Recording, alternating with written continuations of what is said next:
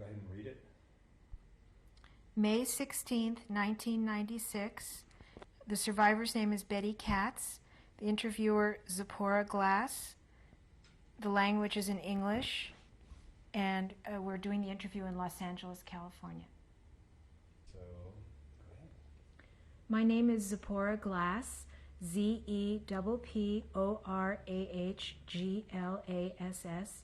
Today's date is May 16th, 1996. The interview is being conducted in Los Angeles, California. I'm interviewing Mrs. Betty Katz. It's spelled Bettyykatz. And the interview will be conducted in English. And go ahead. Good afternoon. Good afternoon, dear. Could you tell us your name and spell it, please? Yes, my name is Betty Katz, Bettyykatz. And what was your name at birth? And would you spell that as well? Betty Fenster. It's Bettyfenster. Betty Fenster. And did you have a Jewish name or a Hebrew name? Yes, I had a Hebrew name, was Blima. And could you spell that as well? It's Bailma, Blima. And your birth date? 5/5/1930. And what that means your age today would be? 66. And could you tell us the city and the country that you were born in? Yes, I was born in Poland, in the city Buchach. Buchach, C-H-A-C. Buchach, it's not spelled right. So, Mrs. Katz, would you tell me a little bit about Buchach? Describe that Buchach city. was a small city. It was 15,000 Jewish people there. And it was in what part of Poland? It was Województwo Tarnopol. Which is in what section of Poland, would you say? It was Galicia. Galicia, which is the eastern section of Poland? Yes. And in that city, would you say what percentage of the population would be Jewish? 15,000. There were 15,000 in Jewish families living there. Right. And how many people do you think lived in all of the city? Maybe 45,000 or more. It's hard to tell. And did the Jews and the non-Jews live together? Did they mingle together in the city? Yes, most of the time, yes. The only bad part, it was on Christmas time. It was a little bit rough. The Jewish people tried not as much to go outside. But there was a lively Jewish life there in that town? Where there were synagogues? Yes, there was a few synagogues. Yes. Okay. Could you tell me your parents' names? Yes. My parents' name, my mother was Gittel. Before she married was Schneier. After she married was Fenster. My father's name was Chaim Fenster. And what language did your parents speak in their home? Yiddish. Did they also speak Polish? Yes. And so when you grew up, you spoke both languages? Yes. There was a Polish we used to speak outside with the friends and in school. And Yiddish used to be in the house. And what was your family's profession? How did your father make a living? My father had like selling property. It's like selling land, cows, land, horses, all that.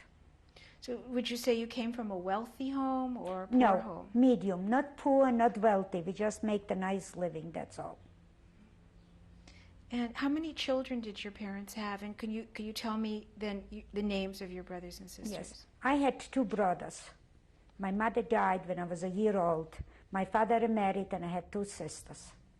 And what were the brothers' names? The brother's name was Hersh, my oldest one. Then David, one that's alive in New York. And then I had the two sisters. There was the stepsisters, but it was very naive. We always considered her sisters. Her name was, one was Gittel after my mother, and the other one was Bela. And Your younger sisters, how much younger were they than you? Oh no, one of them was maybe 5 and the other one was 2. Was 2. And what age were you at that time? 7 maybe. Mm-hmm. And your older brothers, how much older were they than My you? oldest brother, one is 2 years older, the one in New York, and the other one was, I think, so 2 years more. Do you remember anything specifically about your parents? You know, what type of personalities they might have had? Any memories you had of your stepmother and your father? Yeah, my stepmother was very good to us. She was like my own mother. When my father married, we didn't know the difference. Especially me, I was so young.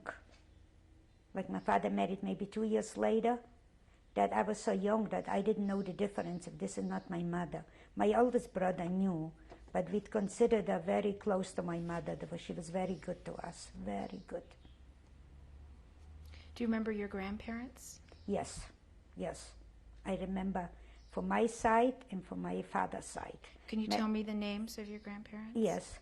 One was Chaye and Isaac.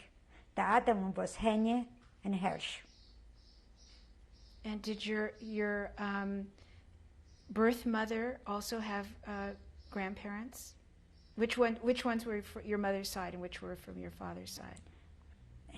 Henye and Hirsch was from my father's side, and Chaye and Isaac was from my mother's side. From your birth mother's side. Yes, yes, yes. My stepmother, the parents was in Israel, so I don't know them. And do you remember any other people in your family, aunts, uncles, cousins? Oh yeah, my father had a lot of brothers and sisters. My father had, matter of fact, there was a name, Yankel, and there was Leiche, Pesche, and there was the 2 brothers twins, Nissen and Moti. So these were your aunts and uncles on your father's that's from side? my father's side. From my mother's side, there was like Dine, Eige, Hirsch, and there was Hirsch and Zlate, and these was my uncles. Those were your aunts and uncles from your birth mother's side. Right. Right. And were these people religious? You know, would you say your family was very religious, observant? They was observant, but it wasn't real Orthodox, but they was. You see, from my father's side, my grandparents was very religious. But from my mother's side, they was, but not as Orthodox, but they was religious. Every Saturday going to temple, you know, the holidays, keeping strict kosher and everything else. You know, and we was taught very religiously to go to Hebrew and go to Cheder and, you know, keep up on Saturday to temple and all that. My father used to take us all the time to temple. Do you remember any incidents from your childhood that were happy times? You know, any memories of your home life? Yeah, we was very happy. It comes holidays. We used to be together. We used to go to the family. We used to get together. My grandmother from my father's side used to always take us there and give us a wonderful time. And the uncles used to take us to the movies and used to take us to the water in the summer, like to the beaches and all that. It was very good, special. One of my aunt that she passed away in Israel, she gave up. She didn't want to get married in the beginning. She wanted to help my father. She was left with 3 small children, and she was always there. And my grandmother too. She was always there, taking us there, cooking for us and helping out till my father got married. Even there, we used to go spend weekends with my grandparents, with my grandmother. My grandfather was dead already. But she always gave up. She used to carry packages of food and bring and cook and do everything for us. Could you describe yourself as a child? Were you quiet or lively? I was very quiet. I was a happy child, but I was very quiet. I had 2 growing-up brothers, and whatever they did something wrong, breaking a window, playing ball, they used to blame it on me, but I never got hurt, but my father knew it, so he never yelled at me, he never used to do nothing. We was always, everything was done, it was me, and he never yelled at me. He was very good to all of us. So would you say, if you had to make an estimate, how many people would you say were you related to in At least Poland? 150 people we had, and we had a big, big family. My father had a big family, and everybody was married with children, and some of my mothers was even with grandchildren. And this was all in Bucha? Yeah.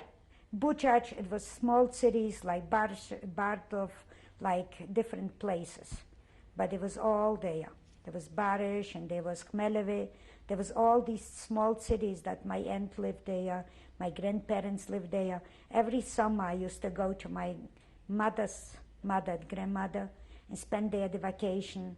Then I used to go to Barish to my aunt. And she used to have business like, she has a lot of fruits growing there and selling, so I used to go there and used to call Wald, I don't know, and we used to go there, and I used to go there after my grandmother and spend the whole summer between grandmother and my aunt. Do you remember any incidences of anti-Semitism in your town when you were growing up? There was.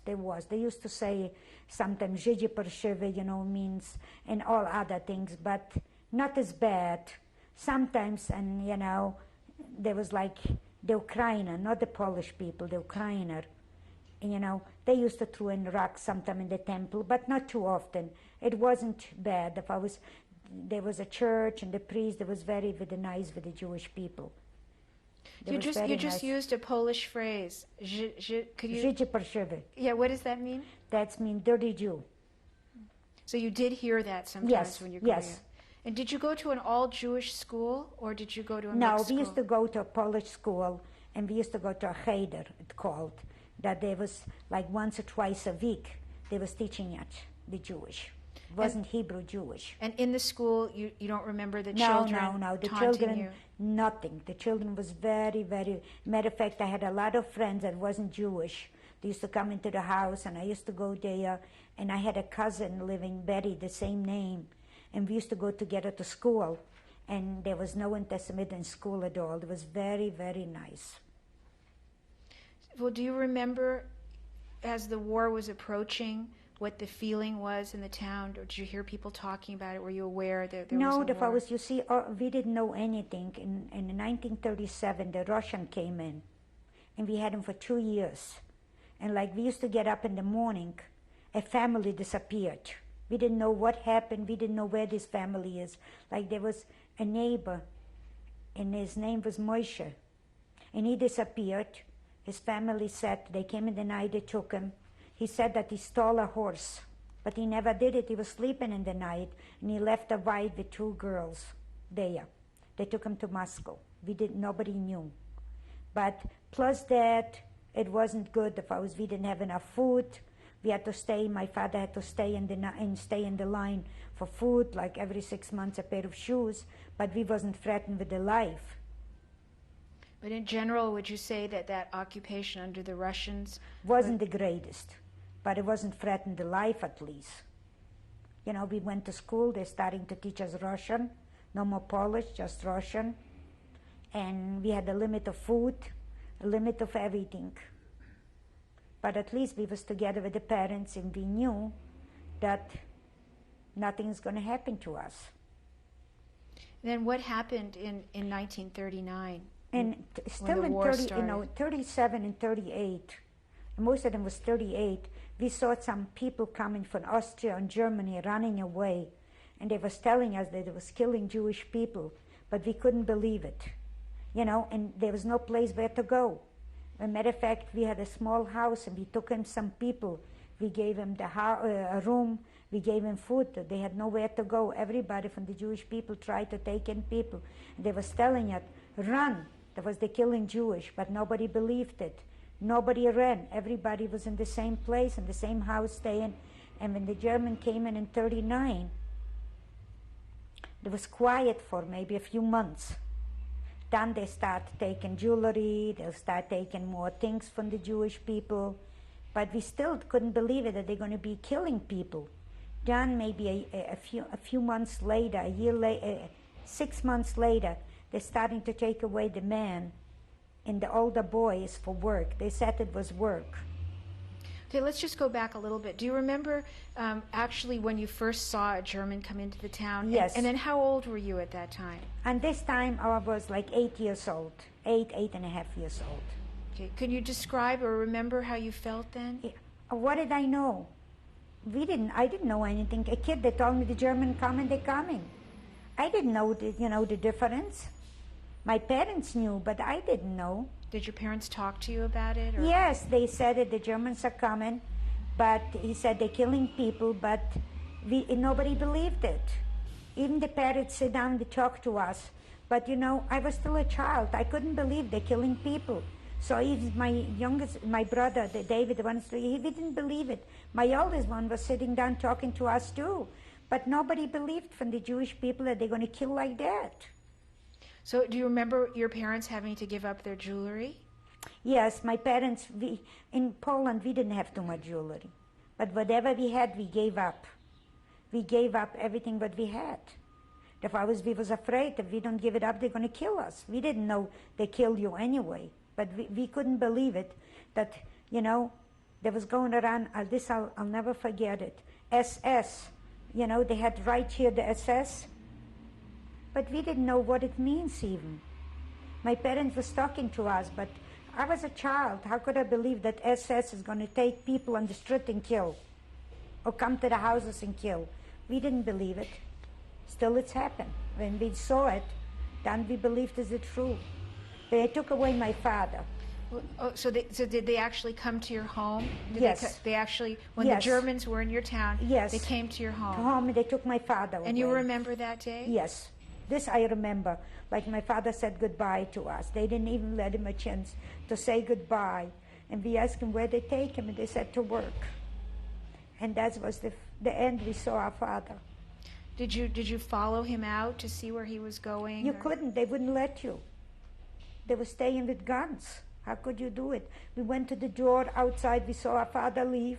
And we saw other Jewish men taken, my uncles and other people. But, and matter of fact, what they did was that they made some young boys, Jewish boys, make for policemen. And one of my cousin was there too. And he took my father, looked at us, but he couldn't do anything.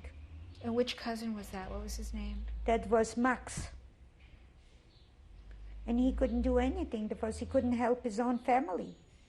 So when they took our father away, maybe a few days later, they marched through the city, taking these people away, and we all ran to see my father, and he probably didn't want to see us, so he was walking in the middle, but we saw him walking, but we couldn't go closer. We was afraid if we go closer, they're going to kill him or something. We didn't. So they took him. They told us they're taking all the men and the boys, like 13, 14, to the work. But people was telling us that that's not the truth. So they took my father to Tarnopol. How did you know he went to Tarnopol? It was later on, we got a letter from him, from somebody brought us a letter that he's still alive.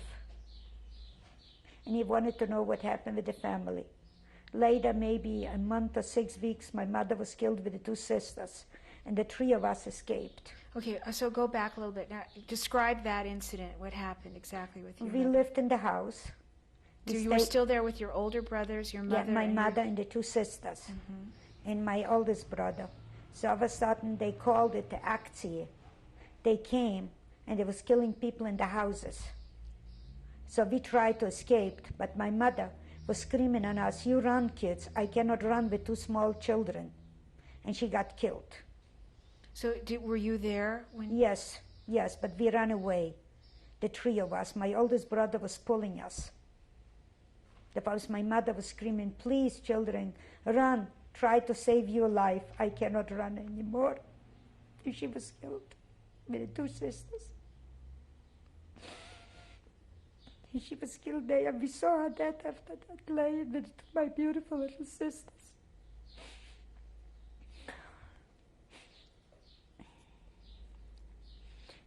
And later on, we came back to the house.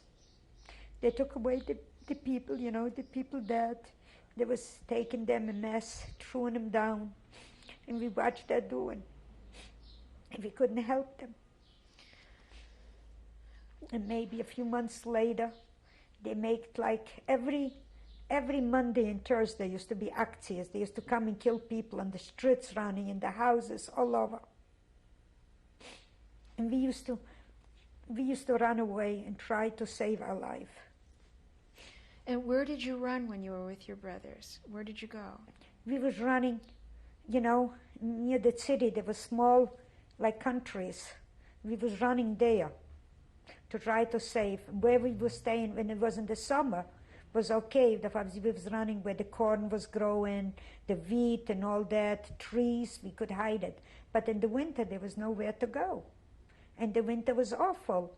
And the steps for us, they can see it with the shoes, that in the snow. And we hardly had clothes, and we hardly had shoes. We had nothing. They took everything away.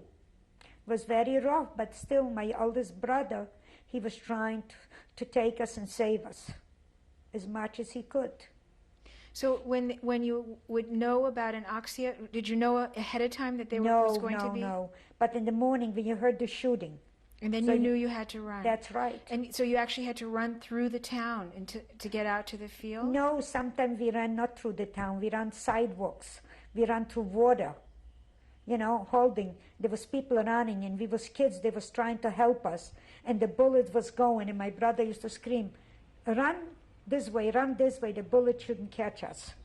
So we was hiding for a while. Then all of a sudden they evacuated. They made it a lager.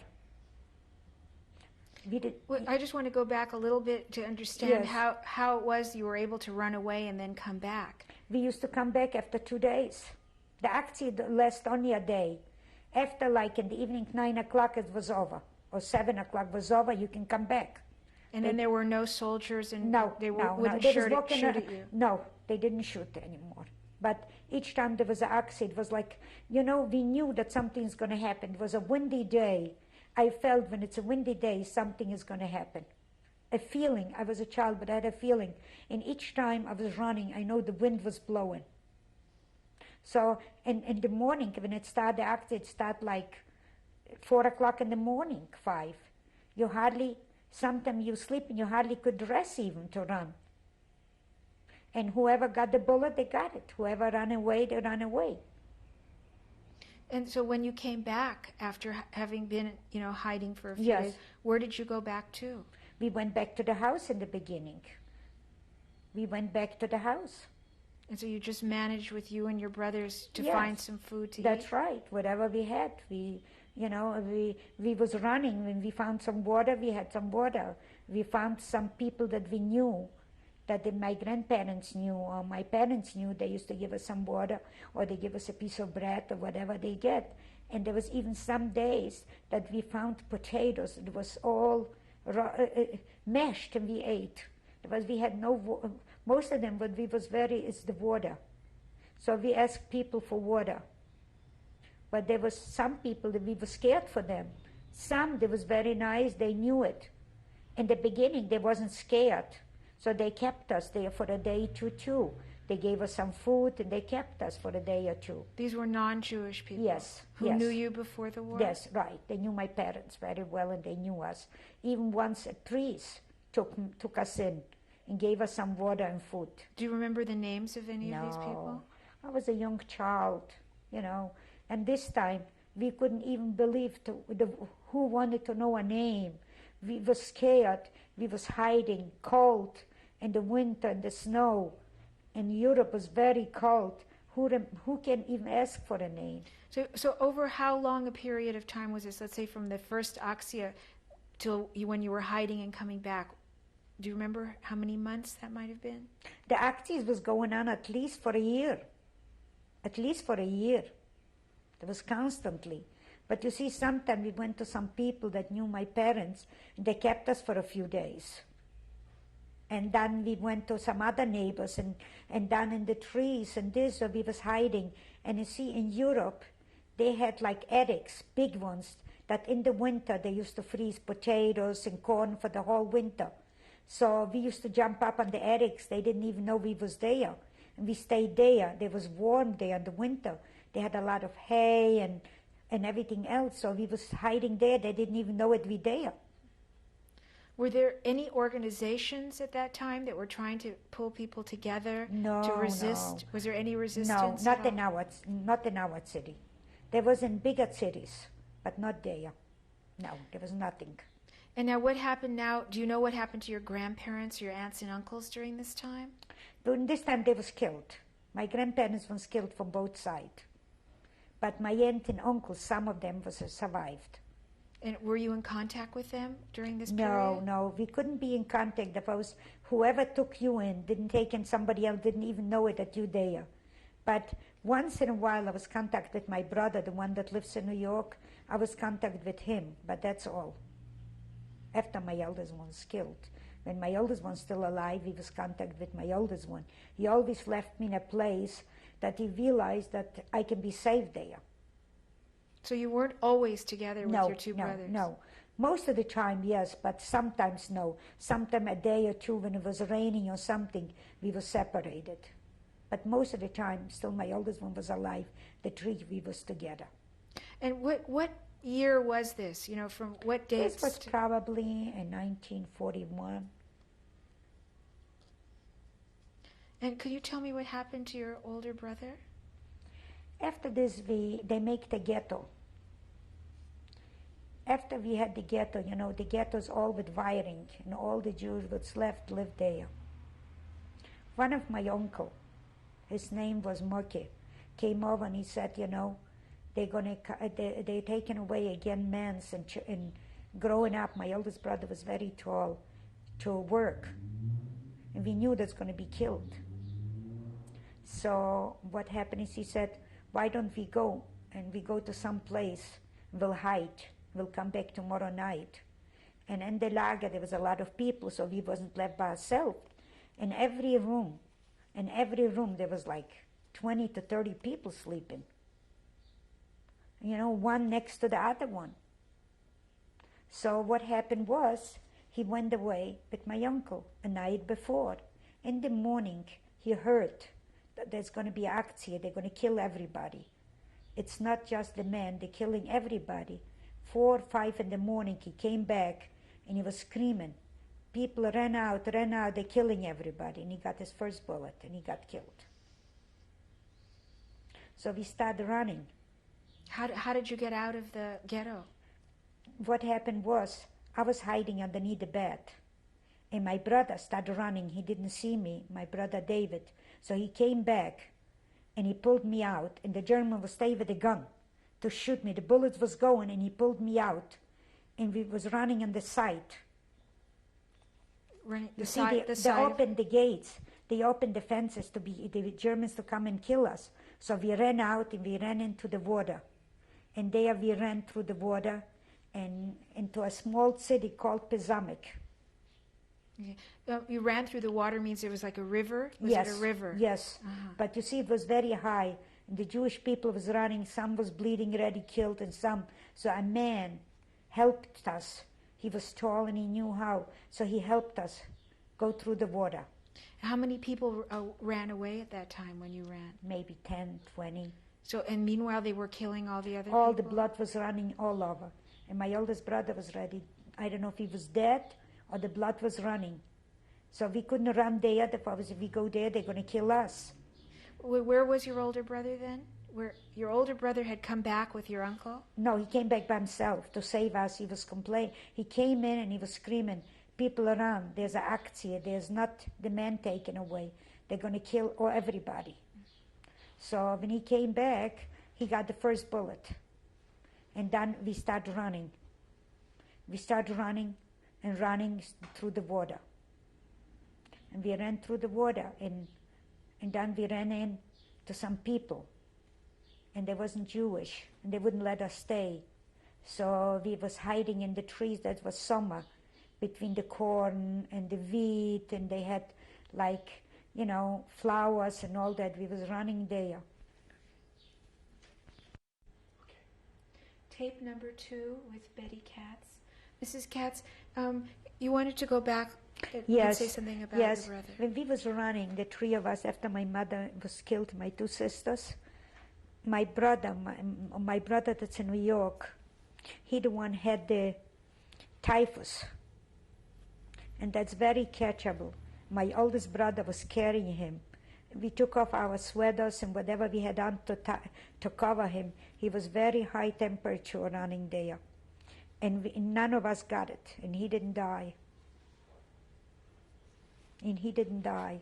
We was sure that all of us are going to go. It's a very important, it's a very sickness, and a lot of people die from it. And we didn't die. We survived all of that. But then my oldest one got killed. So I was left in the lager. We still had the lager for a while. And by the lager you mean? Yeah, it was like, it was a concentration camp, but it wasn't. It was called the lager. Is that the same thing as a ghetto, or is that something different? It's similar, I think so. I don't know. It's a ghetto. It's a ghetto, it was called.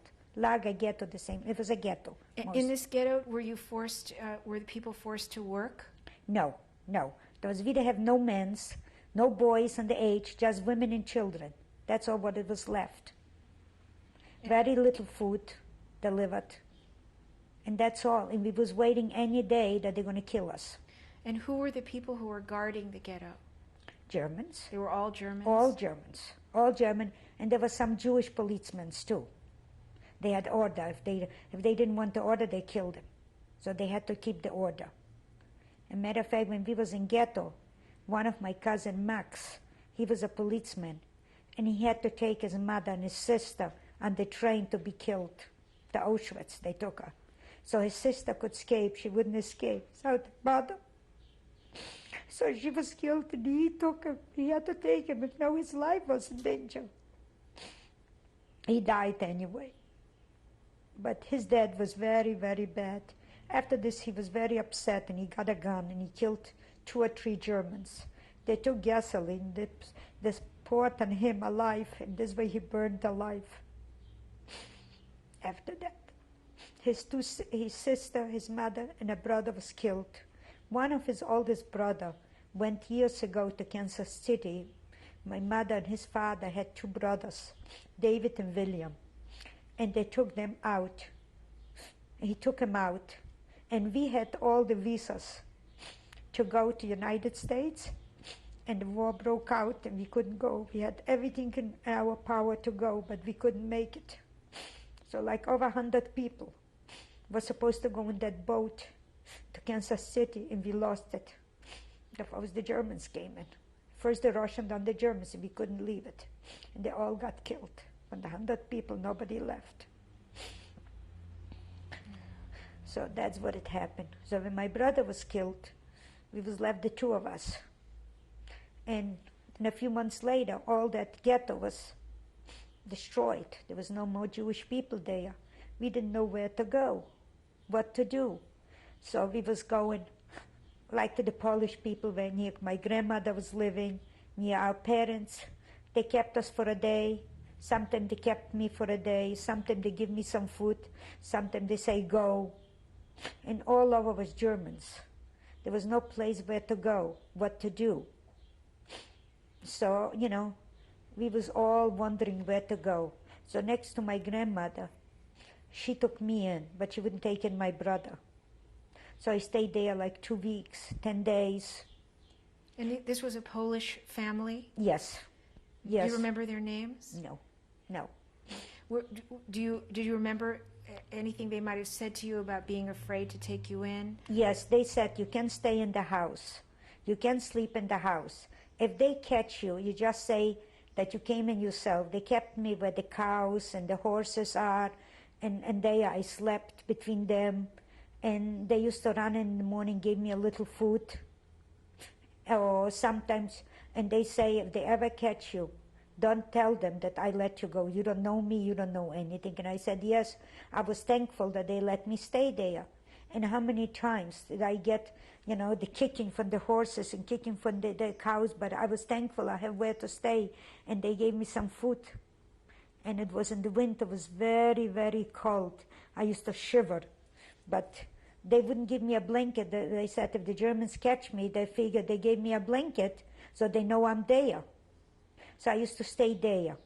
And then where was your brother while you were there? My brother, they couldn't stay there. My brother went to somebody that the man didn't even know it, on an attic, and he stayed there.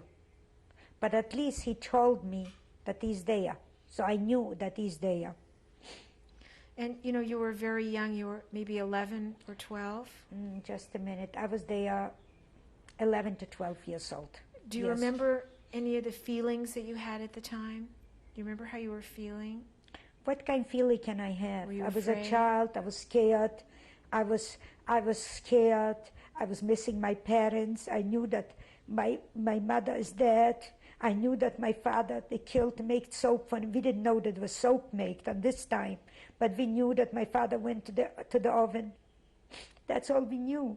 We was only praying that the Russian or the American comes to save our life.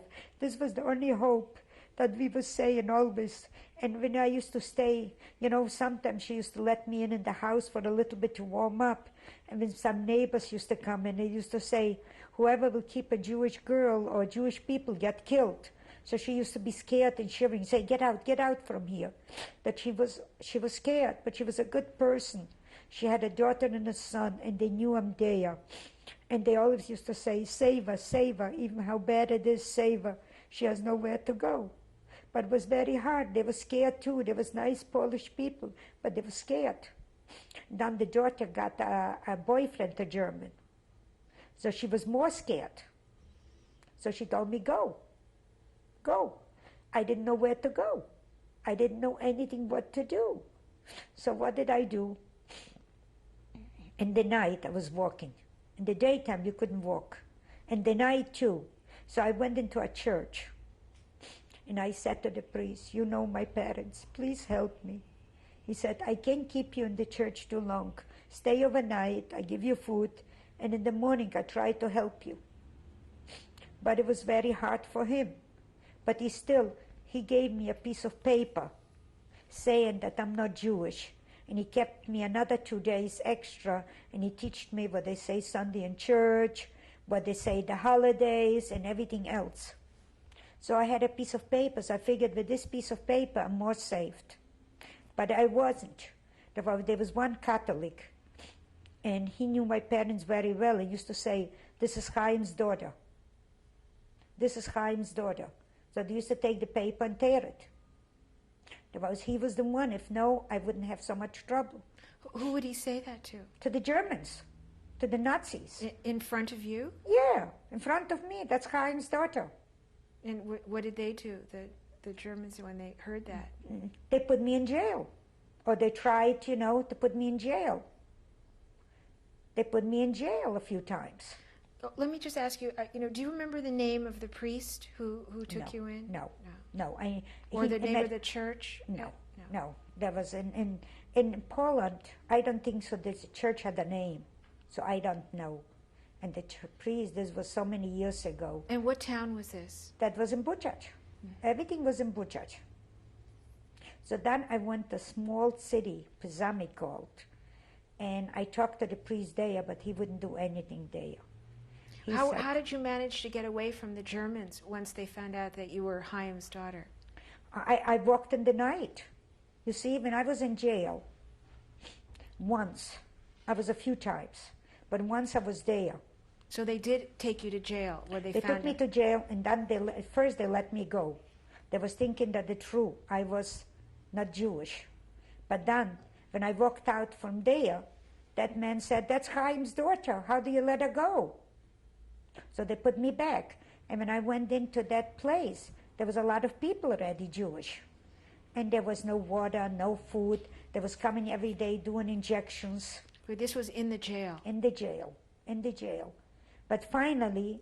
Did you try to convince them that you were not Jewish? How could you convince them? You cannot convince them. They was talking German. I wasn't speaking German at this time. I was a child. Who knew German? I knew Jewish, but Jewish is not German. And if I start speaking Jewish Yiddish, they'll know I'm Jewish, so they wouldn't let me do it. So once they let me go. This was the truth. Once they let me go. But I had nowhere to go. There was no place to go. None of the Catholics would take you. The the Polacks, they wouldn't take it. Some were scared, and some real didn't want to do it. Some didn't want to do it. When they saw a Jew, they used to say, here is a Jew, kill him. So you didn't know who was who. You were scared even for any human being you were seeing there. And you know, you see in a German, he was a soldier. He was scared. He was frightened. But most of them, they was SS. And they was the worstest killers. They was the worstest killers. And they was beating you too. They was hitting you. And I was scared. I was scared. When you were in jail, were you in a cell with other Jewish yes, people? it was 1,500 Jewish. And we wrote on the wall that they killed us this and this day, this and this people and all that, that whoever survived will know to come and see who was, when they killed me, the date and everything. Everything was written. Everything was written. So then I didn't have where to go. And where was your brother during this time? My brother was in different places. But you weren't in contact with him? Yes, I was, not too much, but I was scared. That was, you see, I was scared to walk in the night. In the daytime, I was afraid to walk. They knew I'm Jewish, they'll kill me. So I didn't, but my brother used to escape once in a while and come and tell me he's there and there. Not all the time. And plus, a lot of times he came, I wasn't there anymore. He couldn't find me anymore. It was very, very rough. So one night I walked. I walked, and she lived a little bit further from the city, and she was living not too far from a park, a big, beautiful park. You walked to where? To someone you knew? I didn't know her. How But did I you just walked. And I went into that lady, and I figured maybe she lives so far, maybe there's a chance that she can let me stay of 2-3 days.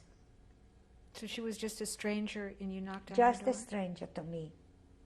But I remember my parents once mentioned her name, but that's all I knew. What was her name? Volinsky. So I went there, and I knocked on the door. And she said, come on in. And she said, you're Chaim's daughter? And I said, yes. And I said, could you let me stay for a few days? She said, come on in. The Germans doesn't come so far, and you can stay, be like my family. And you help me out in the house, and I'll keep you there. So I was so happy. And I stayed there maybe for a week. I didn't know anything. And then I go in where she milks the cow, and I saw my uncle, my aunt, my aunt's mother, and her 3 boys. Which uncle was that? That was Hersh, my mother's brother, Hersh. And which aunt was it? Chave. And the 3 boys. And what were their names? There was like, one is William, one was, I think so, Abraham. The other was Punche. That's all I remember. And I went there, and I talked to them, and she said, no, you're not going to sleep there. You stay with us. In the house? In the house. And we was there maybe for 5-6 months. And it was very good because I had where to stay and I had food. And once, I didn't know where my brother is at all. But he came by one time and he told me, I'm going to be in a place that there is, underground they had a keller called, that they used to keep fruit and vegetable over the winter. He said, I'm going to be there. If no, I'm going to be on the attic with these people. They don't know I'm there. But I hide there. But the man, I go out in the day, sometimes he brings me some food. And this is the way I'm living. So I didn't know anything. One night, like one afternoon, she was I knew it, but I wasn't sure. I heard something talking that her daughter has a boyfriend, a German, and the son is in the army. But she told me always, don't worry, this way you protected. They're never going to come and do anything to you that you protected. I didn't know that my aunt and my uncle had some money or jewelry. They gave it to them to save their life, to hide them.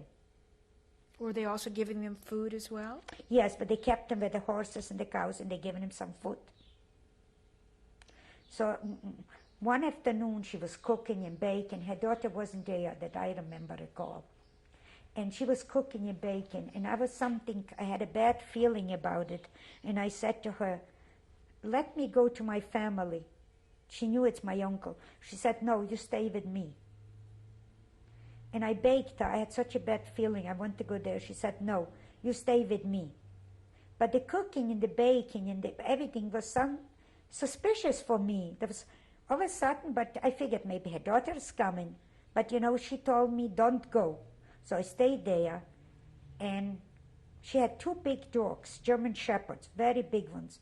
I was there for months. I couldn't go close these dogs. They would probably eat me up. They were so big, and in Poland, the dogs was very aggressive. And I was always scared for the 2 dogs. Plus, I didn't go too much outside. People shouldn't see me. So I was happy there, but that day I had a bad feeling that something is going to happen, or to me, I don't know.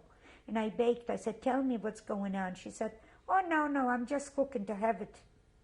But preparing the table and all that doing, that I helped her, wasn't for that. All of a sudden, the door opens, 1 German comes in. A second one comes in. One, I recognized her son, because I seen him before. But the other one, I didn't know who it was. And they start hitting me. And they hit me here in the nose. The blood started running all over me. The blood was running all over me. So they knew you were Jewish? Yes, sure. The son knew. The daughter knew, I'm sure. Where's your family? Where's your family? Where's your family? I said, I have no family. My parents was killed. No, but you have uncles here. I said, I don't have anybody here. They said, yes. And they was hitting me with a gun, with the sticks, all over. And the blood was so running that I didn't realize what had happened to me. And I was trying to hide underneath the bed, but they pulled me out. And then all of a sudden, I hear, one was watching, one went out. And I hear some shots. They come and he said, you see, your uncle was killed, your 2 cousins was killed, and my aunt with the boy and her mother escaped. It looked like there was one shooting, and one was in the room watching me, that they had a chance to escape. And the 3 escaped. And they gave me another one in my back, and they said, you see, you lied to us. And I couldn't say anything, because I was scared. Plus, I was talking Polish. They understood Polish. His son knew he was born in Poland. He knew everything, and the daughter, and she. But they didn't try to help me at all.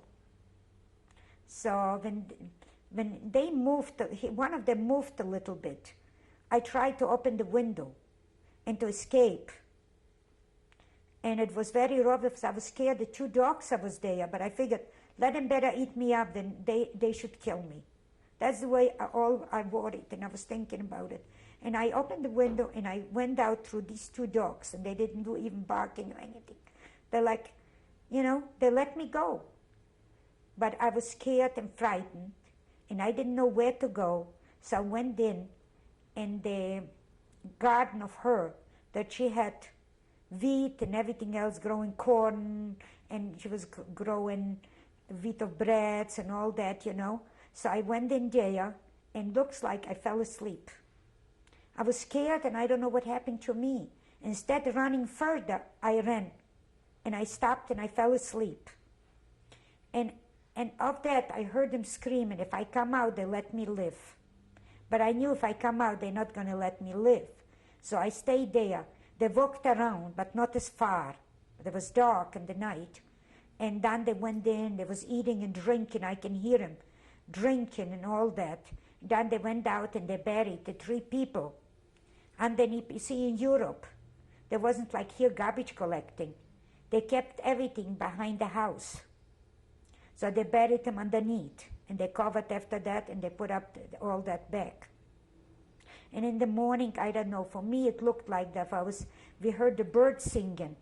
And in Europe, they had like the chicken saying, so I was thinking it's like 6 o'clock or 5 in the morning. I saw them leaving. So, and I was still staying there. She came out and she found me. And she said, come on in. And I was scared. So I washed up a little bit, not too much, and I left. She told me stay, but I was very scared and frightened. I figured she knows what I saw. But the only thing she told me was, she said, you didn't see anything. I said, no, I don't know anything. I was scared. You know how young I was. I still had courage to say I didn't see anything because I was scared. She's going to kill me. So I didn't say one word, and I said no. And what happened was, I was still all over blood, the clothes and everything. She wouldn't give me change or anything what I had there. It was her clothes anyway. So in the daytime, I walked over where my brother is. When he saw me, he said, "Oh my God, now we both in danger already." And I went into him. And 2 hours later, we saw Germans coming with the dogs. So we jumped through that attic down. We started running in the sides, and there we was hiding. The German looked all over with the dog, and they didn't find us. What do you mean by the sides? You see, like in Europe, when they had gardens, they had sites by the garden to go and take out the corns or take out the tomatoes or whatever it grows. So they had little sites. So we walked in the sites. So the prints from the feet wouldn't be just from us. There was the prints from the people. So we walked, and we walked maybe far away, 2 miles or 3 miles. And over there we was hiding. Still the night. You were outside. Outside. And there we did find some potatoes that was like mashed, all that, and we ate that, and we found water that was dirty, we drank it. Because we had nothing. And then later in the night, my brother went back, the man came out, he said, "You have to leave. I cannot keep, I know you're in the attic, and I give you food, but you cannot leave anymore." People saw somebody going in, and it's in danger my life. We didn't know where to go. We didn't know what to do. It was very hard for us what to do. So I went in one way, and my brother went the other way. So I went back to these people that they kept me in the cow, with their horses and cow, and I begged her. I said, "Please let me stay a few days. I have nowhere to go, and I don't know where my brother has to go." So she said, "Okay, it's in the evening, nobody saw you maybe. I'll let you go a little bit. I'll let you stay a few days." And she let me stay. As a matter of fact, she let me in the house for one night to warm up. I was very cold, and she gave me food. One of the lady comes over, and she said, "You know, Chaim's son, my brother, was killed there." So she said, so that lady got scared, and she said, "Get out from the house. Go and stay with the cows for a few days, but you have to go." So my brother came down, and he said, "Yes, they was running after me, there was snow, but the lucky thing, he got a bullet in his ear, they were shooting after him. But he went into a house that nobody knew that he was in there. And the Germans was running with horses after him, 2 Germans with 2 horses. And the windows was covered in Poland when there was snow, winter, they was covered, the windows, complete frozen. So it looked like they didn't see him going in. And he stayed there. If the people know, they chase him out. And when the German left, he left. So he came to tell me in the night that he's alive. And he doesn't know where he's going to be and where he's going to go and what's going to happen to him. Did you make that decision with your brother to separate? Yes, we had to do it. Because nobody will let you stay one night, 2 people together. So we had to make that decision. We figured maybe one of us will be alive. We always was hoping that maybe one of us will be alive. We was never thinking that we both can survive. So we was always separating, trying to get, but he was always coming and telling me which area he's going. Maybe he's leaving me in this area. So that lady kept me for a few days. And when that lady came in, she was very scared. She said, "Go back and stay where the cows are." She was very scared. Then somebody found out I'm there. So she told me, "Go." So I still didn't know where to go and what to do.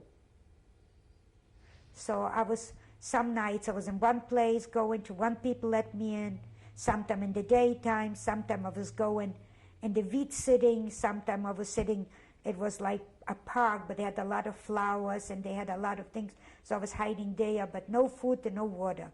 This was the worst part of my life, had no water. And if we was drinking dirty water. And if I could in the night go in and take raw corn or onion or scallions or something, I was the happiest if we can do it. But it was very rough. I didn't know where my family was, my aunts and uncle. I didn't know anybody. Meantime, one of my aunt and my uncle and a child, maybe 6 years old, and my other aunt and uncle was hiding by some people. They told them that they're going to save their life. Meanwhile, there was a newspaper that whoever brings in a Jewish hat, they give you $1,000. So he cut off 3 heads, and they took it there. My aunt escaped, and I saw her, and she told me that my brother was killed, and the child was taken off 3 heads, cutting off a human being. They tied him up, and they cut him. My aunt and uncle escaped, and they saw it. And they didn't know where to go and what to do. So they said to me, child, you go, maybe you will be saved. Because we didn't know from each other where to go. It was very, very rough for us. We had no clothes, we had no food, we had nothing. What we had a lot was lice. You know, we was itching a lot. We never took a bath, we never took a shower, we never took to wash up even. If we was lucky, we had water to wash up the face if they gave us. And I was walking and walking. A lot of times I went in to the church and they gave me some water, but they were scared to keep me. They kept me overnight. But that's all what it was. And we didn't know what to do. And you know, it was the funniest thing was the Russian was maybe 2 miles away and we couldn't go there. Because we heard the Germans talking, that the Russian or the Polish people, that they're very close, they're fighting. But we couldn't go there. Why couldn't you go there? How could you cross a frontier where they're fighting? They're going to kill you. How could you go? So real, we couldn't go no place, and we couldn't have where to stay. So one day I was walking, and I know my friend, we was going together to school, walking together to school, and her father was taken away by the Russian. But the mother was living there with the little girls, 2 girls. The mother was killed and the little girl was killed. And she was left. And she had called here maybe chicken pox. They was called different name. And she was so itching. She was laying on the floor and itching. And she was biting her hands and her feet. And she was all her finger bitten and everything. And she tried, help me. And I said, what can I help you? I don't know where to take you. I didn't know what to do, and she died like that. I walked through 2 days later, I found her dead there laying. Beautiful little girl. Her name was Lucia. I couldn't help her. I didn't have where to go. How could you carry a sick child? So I was walking from one place to the other one, begging people to let me in, and they wasn't. So I went back to one of my other grandma's neighbor, and she kept me 2 days, and she said, go. Whoever you went, they wouldn't keep you more than a day or 2, and they knew me. And I knew that one of the neighbors will call the German. If I was, not that they were scared. And this time, they wasn't punishing the Polish people or anything. But they just didn't want to do it. They just didn't want to do it. And this is the way we was going for months. Did you know of anyone else who was hiding the way, or hiding and going from house to house like you were? Were there other people who were trying? Oh, there was a lot of people, but a lot of them got killed. So that was the end. We didn't, even the Polish people, some of them was okay, but they knew there was Jewish people. They wouldn't keep them. Yes. Number 3, go ahead. Tape number 3 with Mrs. Betty Katz. So, Mrs. Katz, you were telling me about the Polish people. Yeah, the Polish people. Some of them, they was okay. Some of them, like I say, they wasn't afraid in the beginning. After that, maybe yes. But they just didn't want to take in a child or a girl or child. There were some of the people, some of the nuns took in a few Jewish girls. They saved their lives. That, yes. But where we was, there was very little, there was nuns, but it was further. It wasn't in the same, and I didn't know where to go to them. But the Polish people, some of them, they helped the Germans. A lot of them helped the Germans. Some of them not. Some was very bad feelings, but some of them, they just helped. How did they help the Germans? What did they? They tell where the Jewish people are hiding. They tell a lot of things. Like, when my brother was killed, and we went back the same night. This was your oldest brother? Yes, Hersh, my oldest brother. when he was killed, we went back the same night, and they didn't kill us. We picked him up, we took him back to the ghetto, and we kept him there for a few days, and they took it away from us. He was dead, but we still kept him. But they took him away from us to bury. And why do you think that they didn't kill you at that time? I don't know. You see, they had certain hours an aktie. After the aktie was over, there wasn't killing. Plus, like I say, I don't know. We were supposed to live. It's like God wanted us to live, that's all. If we were sure when we going back, we're going to be killed next. And we didn't care even. When we went back with the idea to get killed, we wanted to save our life. We felt we two little kids, we don't have where to go, we don't know what to do. What do we have to live? The parents are killed. We didn't care for our life anymore. We was talking to this brother walking back. Let him kill, let him bury together with my oldest brother, and that's all. Our life was not worth anything at all. We didn't have where to go. We didn't have nothing what to do. There was nothing food. There was nothing to do. What should we do to kids by himself? In the real, we knew the city good, but not as much where to go and hide. It was very bad. I mean, we didn't know what to do anymore. And this is the way we was looking further. They get killed, we get killed. We stayed for 3 days, and they finally took away our brother. And maybe a few weeks later, they dismissed complete the ghetto. They killed everybody. And we escaped the night before to one of the people. Next to my grandma, we stayed there. She didn't even know it, we there. And when the ghetto was over, we didn't have even where to go, where to do back.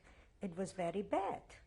So what happened is, when the ghetto was dismissed, they didn't tell you to dismiss the ghetto. So I don't remember being my brother there. I think so my brother was with my other uncle. And I was with the uncle, the one that he had a little girl, but 3 years old. And there was people in the ghetto. So we all jumped up on the attic. And we stayed there. And the Germans came there. And this, I'll never forget it. And the little girl was crying or something. So somebody choked her. Somebody choked her. That was, we felt if they don't choke her, we're all going to be killed. And Did she die? Sure, she died. She died. They had to take her down. I don't even know where they buried her, what happened to her. And the people started in the night running away to different places. We knew that if they find a body or something, they knew that the Jewish was there. So they knew that the Jewish people are hiding. So they had to bury the little girl someplace. And the people that there was the little girl there, you can imagine how they felt. But they realized there was like 13 or 14 people being killed. So there was no choice to do it, seems like, So after everybody went his own way. And there was one of my uncle with my aunt. He went to some people and they saved their life. They saved their life. There was Polish people, very nice. And they said, we're going to save your life. They kept him in an attic someplace there. And were they there for the whole war? Yeah, but not me. Do you remember the name of that family? No. Even my aunt doesn't remember. So, so during the war, we didn't see anybody. During that time, we didn't see anybody. We didn't know who was alive. So you couldn't tell who else was hiding? No, because we didn't know. Even if somebody was hiding somebody, they would never tell you. And they would never take you in. Like I went to places where one of my uncle was hiding. They didn't even tell me. They wouldn't even take me in. See, they were scared that somebody saw me going in. And they're going to call the Germans or something. There was, like I say, Bucharest was a city. All was surrounded with small countries, like towns. Let's call it towns. And the Jewish people was trying to go further in towns, that the Germans wasn't there so much. But the further the town we went, there was more Ukrainer. And there was the meanest people. There was very mean people. They never liked a Jewish person. And they was thinking that the Germans will give them something, but they never gave him any money or anything. As a matter of fact, one of the Ukrainer brought in 2 people. They killed them too. But they still, and you see, whatever the German was looking, they wasn't looking by the Ukrainer. They can maybe go to the Polish people look for Jewish, but not with the Ukrainer. They knew that Ukrainer wouldn't keep the Jewish people. So that was very, very rough to go. So I was usually in the night walking sometimes when it was dark, but sometimes there was German with a flashlight, so I was scared. So a lot of times I was so frightened, I was sitting down and crying. And I felt like if I was crying, I was scared. And a lot of times I said to myself, what is my life? Let him kill me, but the only way I want to be killed is I don't see it. Let him shoot me, or let me do something, but don't hit me. It was a lot of times they used to hit the Jewish people, and I was scared. That's the only part I was scared, that they shouldn't hit me. There was once I was with that woman beaten. I was scared. And this is the way we walked for maybe 2 years, hiding my life. During that period, were you aware of any of the passage of the Jewish holidays? Did anyone tell you that a holiday had come? No. The only thing we know that my brother was killed one day before Pesach. That's all we knew. How could we know a holiday? We didn't know what day it's even going on, what month. We only knew winter, summer, we saw it as spring, but that's all. We never knew a date, we never knew a life, we never knew what night is, what daytime is. We never knew if we're going to find food, if we have where to stay, or if they're going to kill us. Most of the time we knew they're going to kill us. That's all was the life. And it was very hard. I never could find Jewish people to say, I want to go with you or see. I didn't know where to go. I didn't know what to find. Now, during this time when you were alone so much, how did you pass the time? Did you have a book with you or book? We didn't know what a book means. We didn't know what a book means. We didn't know what a shower. We were scratching constantly. That way we couldn't take a bed. The only thing was, when I was once by the Wolanski, there, yes. See, in Poland, we didn't have showers, or we didn't have toilets like here. There was outside, like a box of the toilet, and we had, it's like, it wasn't a pail, I don't know how you call it, a big, that used to wash the laundry there. Over there, we used to take baths. But she used to let me wash up and wash my head. This yet, the Wolanski, I used to wash my head, and I didn't, with kerosene, and kerosene kills the lice. So once or twice she let me do that, then I didn't have lice, still I left her. When I left her, I was starting to scratch again. Over her, I can wash my clothes, but in no other places I could do it, and I had very little clothes.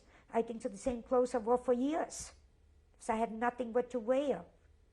Next, the neighbor to next where I stayed sometimes, she gave me from her daughter a little bit clothes, so I changed off the clothes sometimes, but not all the time. And it was rough. The worst part was with shoes. That when it was the winter time, we had no shoes. We walked barefoot on the snow. And it was so cold, freezing. But we didn't feel it. We were so scared, and we were so worried, and we were so scared that we didn't care for anything. The only thing we were praying to God, that we can fall asleep and never wake up. But it never happened. All the time we was talking, when my brother used to pass it, he said, "You're still alive. I hope we both die." He said, "Nobody's left from our family. We don't need to live anymore." This is the only words we used to say all the time. But in my heart, I wanted to live, to tell this story. I was always praying, when the American comes and the Russian, I can tell them, who killed my uncle. This was my only wish. My uncle, my 2 cousins, I seen it with my eyes. And I wanted to pray that, to tell them that these people should be punished for what they did. This was the only hope I ever had. And there was a while ago, I had nowhere to go, and I went back to that Wolanski when my uncle was killed. I went back to her. I figured, if they're going to kill me, let them kill me. But the only wish I wanted, to be there. That was, I have no choice. And I went back there, and she was very nice to me. Only thing she used to repeat, "You don't remember anything? You was before here?" I said, "No, I was never here. I knew I was here what happened, but I said, I never was here. So she was happy that I used to say I never was there. So she thinking I don't remember anything. She said, where's your uncle, this and this? I said, I don't know. I don't know where he is. I don't know if he's alive or what happened to my aunt. And I really didn't know it, where she was. But even if I know, I wouldn't say nothing. They're going to kill her. So I said, no. I was there for a few months. Still one night, I had a very bad dream, and a good dream. My father came to me and he said, my child, the Russians are coming very soon. I pray for you. You're going to be alive. You and your brother are going to be alive. And then maybe a month later, a few weeks later, I heard speaking Russian. Being that I went 2 years with the Russian to school, I knew some Russian. And I heard him speaking. And I didn't know there was the German taking the Russian in, or the Russian taking in the Germans.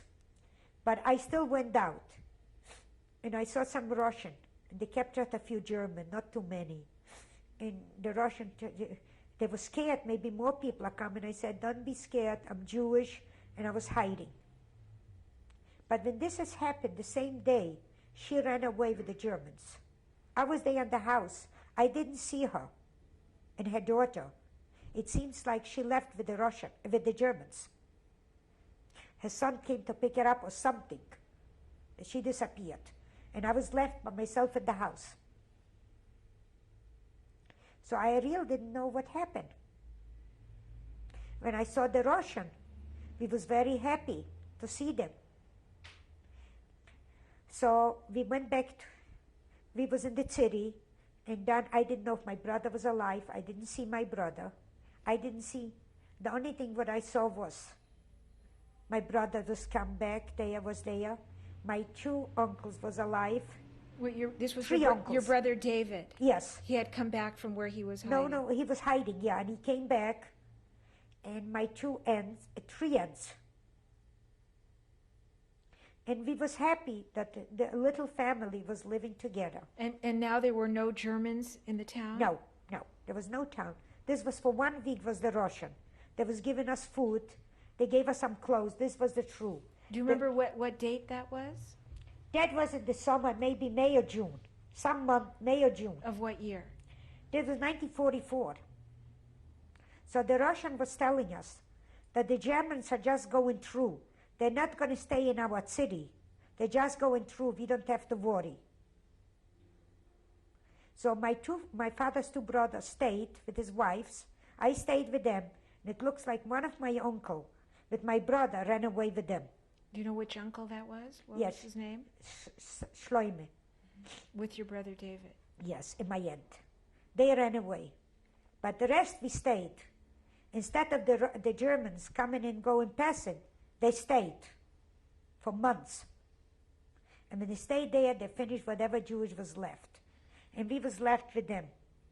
So... Where were you living then? You were in an apartment? We was living where the ghetto was, in a house. But there was only one week. And then when my brother left, I didn't know it. With my other uncle, my aunt, and the 2 my father's brother, I was going with them. We didn't have a chance. The Germans crossed us, and we couldn't go anymore. So we stayed with them. And they started killing again the Jewish, whatever was left. So what happened was, I didn't know where to go. I didn't know what to do. And there was my aunt with one of my cousins left and her mother. So which aunt was this? That was the one that my uncle had, that my uncle was killed. These people killed him, the son and the boyfriend. Killed my aunt and my uncle and the 2 cousins. So this was your aunt. What was her name? Have. She was there, and we didn't know what to do. So what we did was, we went to a house. It was empty. The doors was broken. And we figured we'll stay for a few days, maybe night, and maybe we see what we can do. In the evening, like maybe 9 o'clock, we saw somebody going down. You see, in Poland by Hitler, they make like underground, underneath the house, like bunkers called. So we saw somebody delivering some food or whatever it was. So we asked. So one man came out and he said to us that one is laying on top of the other one. There's no room for nobody else, but they will take me in. So they took me in, and they said to me, in the evening, I have to go for water in the Dniester, where there was like a beach, Dniester called. I'm there, I'm going to go for water. The Dniester is a river? Yes, and I was very scared and very frightened, but they told me I have to go.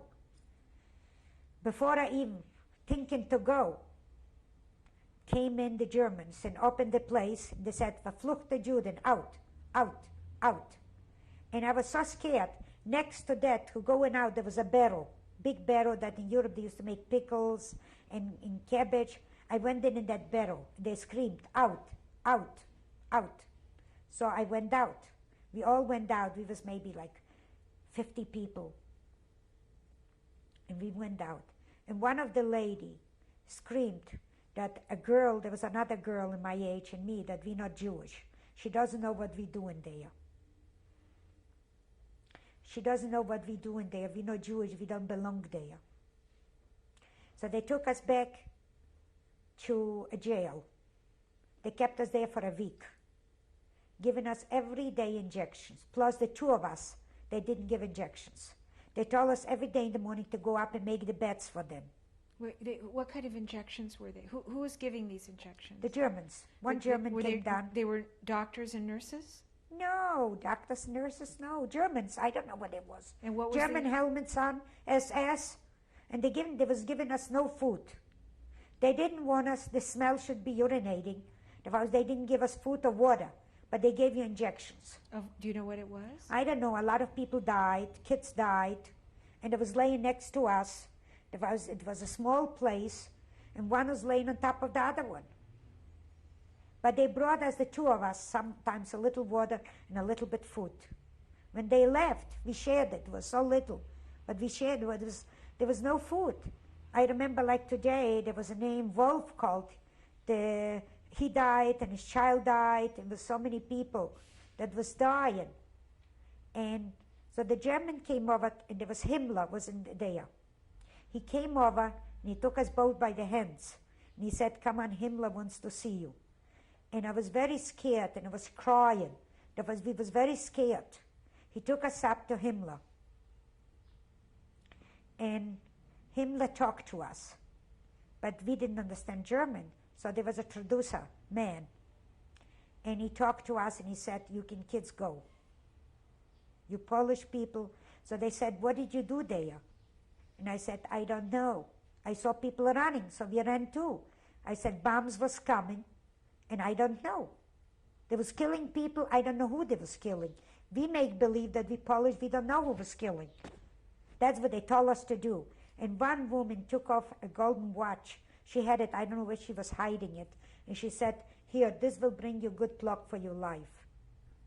You know? And she gave it to me. So the girl went her way, and I went my way. When I walked out, there was nowhere to go. So they released you. They believed that you were yes. Polish. They Polish. released you. They believed me I was Polish. Now, do you remember what Himmler looked like when you met him? Yes. Can you describe Tall him? man that I remember. I don't know. And he was using his SS. You know, how much can you remember? You were so scared and shaken. I was so shaken that I don't know. But the only thing I remember, he wasn't skinny. And his name was Himmler, they told me. And they let us go. Was he kind to you? Was he mean? Do you remember? He was mean. He asked us questions. And they translated it. He said, "You're Jewish. Tell the truth. You have to swear you're Jewish." And he was real. And he was pointing at us a stick and the gun. But we still kept saying we're not Jewish. So, and the people in there, and when I was in jail, people every day talked me in my head to say I'm not Jewish. Maybe we will save. So we walked out. We walked maybe for a day. They caught me again. They caught me again. And this time I had another a paper that I'm this and this daughter, the girl died. So they gave me. How did you get that paper? I went into a priest in the church. He was still there, and I said, you know, my parents, please help me to save my life. He said, I'll give you, but I'll sign a different priest that's no more alive. I said, fine, whatever you do. From another city, he said. I said, do it, but save my life. I said, save my life. That's all what I'm asking. So what he did was, he gave me a piece of paper. That paper was staying a Polish man. He said, that's Chaim's daughter. And he said, that priest is going to be punished. But that priest was no more alive. So they couldn't do it probably to him. So then he said that one of the Germans said to me, tell me what you say on Sunday. I told him. Tell me what you say on Christmas. I said everything. I knew. And they still said, this is Chaim's daughter. So they put me back in jail. There was maybe 2,000 Jewish people again. So they kept us for a few days, and they said, now they're going to take us to the cemetery, be killed. On the way, people was trying to run, and they were shooting. The blood was running all over. I remember, I'll never forget it, there was a bridge to take me to the cemetery, and there were so many people. There were so many people. There were also women and children. Yes, running. Most of them, there was not too many men. The men, they took away most of them. And, you know, the women or children was trying to run, and they were shooting them. The blood was running. They took us in the cemetery. They kept us for 2 hours. They tell them, take off the clothes, dress again, you're going back. You're going back. Wait, first they told you to take off your clothes, and everyone they all had took off the clothes. And how long were you there without your clothes? Maybe 2 hours. Then they came, I don't know, a phone or what it was, you know, we don't know. They tell us, go back, there's more Jewish and there's not enough room to be killed. So they took us back. And what was at the cemetery? Was there a field there where they took Yes, you? there was a field, and there was the Jewish women was digging. The Jewish women was digging. And the men, whatever's left, was digging. But there were so many people, it was a small little grave, I remember like today. They said, back. Back. They took us back. So you got dressed again? Yeah, we dressed again.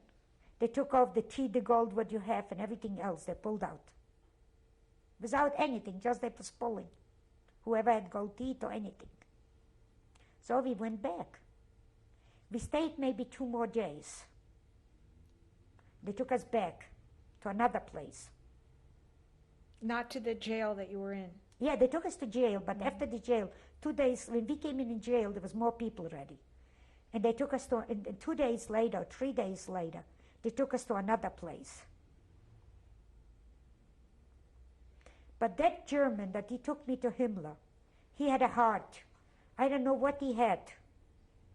It looks like he had a heart. He took me by hand and he said, you're going to be living. You don't belong here.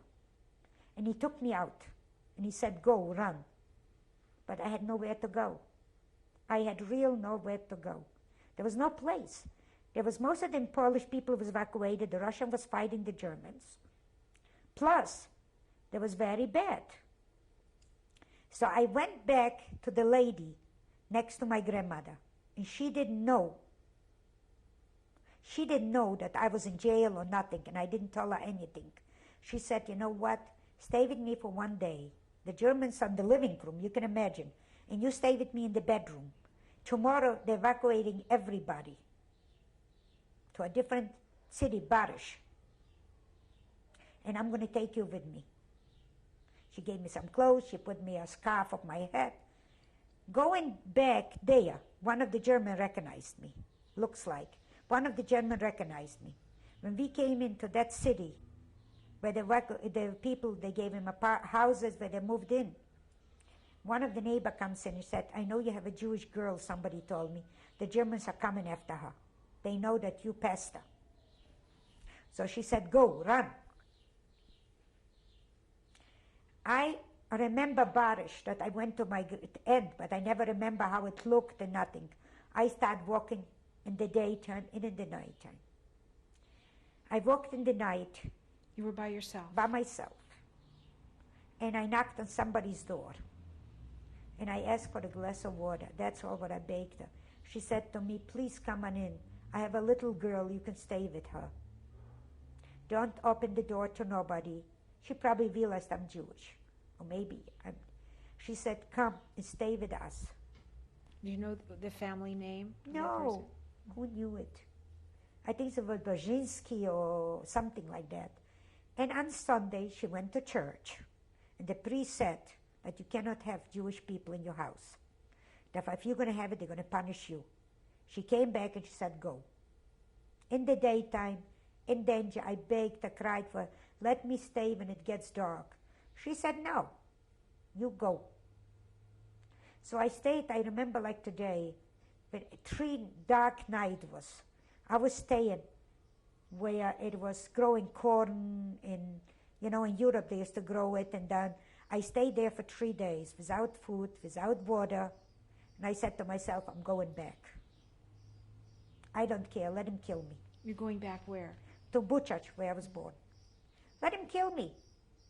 And I'm going to give myself on, I'm a Jewish girl, let him kill me.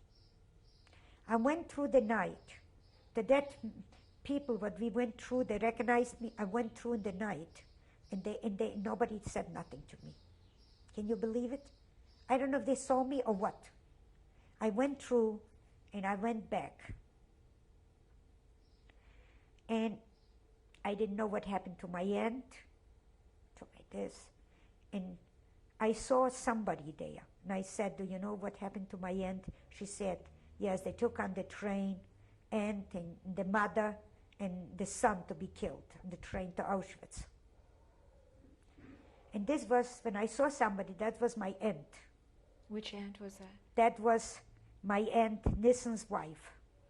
She said, you know what? I'm here cooking, but my husband is right here hiding, but I don't know how long they're going to keep us. I don't know if they knew from my uncle, they probably knew. The next day, I was there hiding across from them, and I saw it with my eyes. They took my uncle, they tied him to a wagon, they was beating him, and the horse was pulling him. And this is the way he died. The blood was running, they was beating him with something metal, or it was rubber, I don't know. And you can imagine his wife, they are cooking for the Germans and knowing what they're doing to her husband. And in the evening, I went back to her, because I knew she was she said, you know, they know I'm Jewish, and I think so I'm going next. The next day, they killed her. Because I was afraid to go back, but I saw her body. So, where do you go next? What do you do next? I don't know. I don't know where to go and what to do. I was looking for somebody. There was nobody around. So I just slept through in an empty house for 2-3 nights or days, who knows what it was. And then I decided to walk.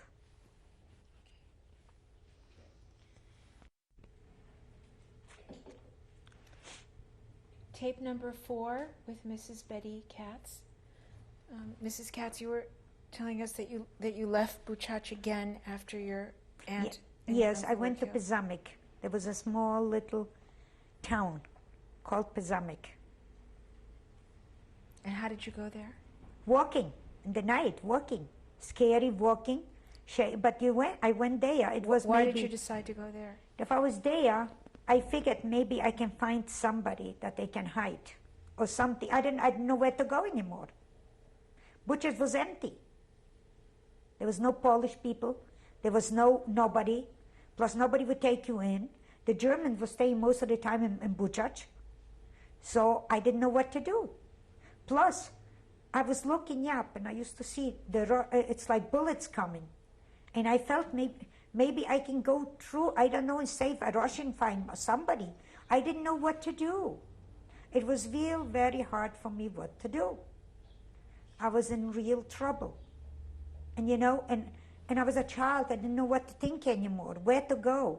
Maybe there's other cities, I don't know. And you had no contact with your brother? No, my brother wasn't there, I didn't know it. My brother escaped with my uncle, my aunt to Radowitz. From Chernovitz, they went to Radowitz, to Romania. I didn't know it. When my brother, if he's alive, or if he's there, or what happened to my aunt and uncle. So you were really all alone now? All alone. I was left over all alone. So that, could you tell me what happened from there? Yes, I was walking, and every time I stayed in an empty house. And the bullets was coming, like the Russian was fighting with the German, very close.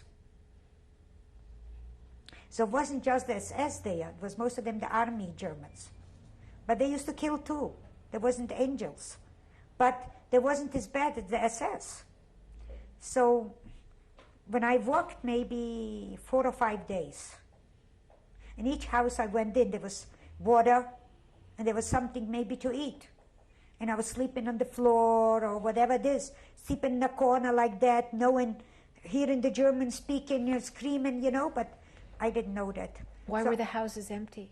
That was the Polish people who was evacuated. There was the frontier, so they took the Polish people away. So there was nobody there. And bullets, some houses didn't have roofs and all that. So when I walked, I saw a lady. I recognized her. And that was Mina Poharila, her name. And there was another lady, Tsesha called. They were Polish? No, they was Jewish. They was Jewish. And I went over to her and I said, look, I have nowhere to go. Please help me. She said, don't say nothing. Upstairs on the attic, I have maybe 12 or 13 people hiding. And I'm cooking for the Germans. They know me, but they don't. One German knew that she had Jewish people up, but nobody else knew. And she said, you can stay on the attic too. But wait, when it gets a little dark, there was Germans all over, go up. So I went up there, and I was real there. And she was feeding us when she could, and the Germans was coming in, and the woman, one of them went up, so there was one with her daughter. And the other one, they knew the German, that she's another one there too. And her husband was hiding. So she was there maybe for a few months, nice few months. A nice few months was there. And at least we heard the bullets coming and everything. And there was one German, I don't know what he was. He told her that he's planning to cross us through the Russian. But one condition, when he crosses, we have to tell that he helped us, he shouldn't be killed. He used to bring in food to give us. But she didn't have no food, she was cooking for the German, but she didn't have enough food to give us, or water. So he used to bring, and he used to come talk to her, and he used to come and say a lot of words with her. And this was going on, and we was hoping that any day the Russian will come and save our life. But it took months, and we still up, and we were scared. Could you ever leave that attic? If we leave the attic, where did you go? No, but could you go out at night? No. Or were you always in the attic? Oh, no, you were sitting. You were sitting there day and night. And it was so small that you was laying like one on top of the other one, and you couldn't breathe. And you wasn't supposed to say a word. The folks said, they here, you're out. See, they knew, I think, that she was Jewish. I don't know.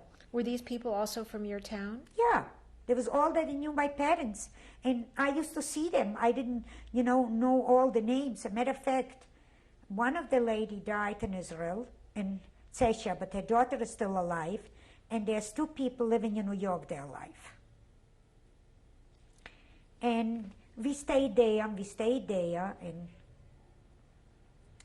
all of a sudden, the German came and they took the 2 women and the little girl away.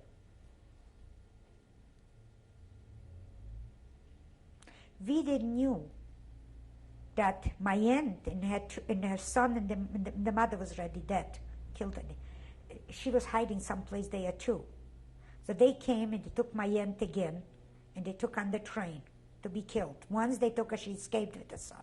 The second time they took her. But there was a good German. He said that he took all the women back in different places, and he said to them, wait till the Russian come. You're going to be saved. That German that wanted to take us through the frontier, he said, I'm going to take these people and kill. And he took them back to a house, empty house, and he left them there. And he took my aunt and my cousin in a different place, and he left them there. But everybody was scared to go out because nobody knew that the Russians are coming. We saw the bullets coming. We can hear speaking Russian, but you can't go through because the Germans are fighting here, the Russian on the other side. And the bullet, as a matter of fact, one of the bullets hit our roof, but nothing happened to us. So we was there without food, without anything.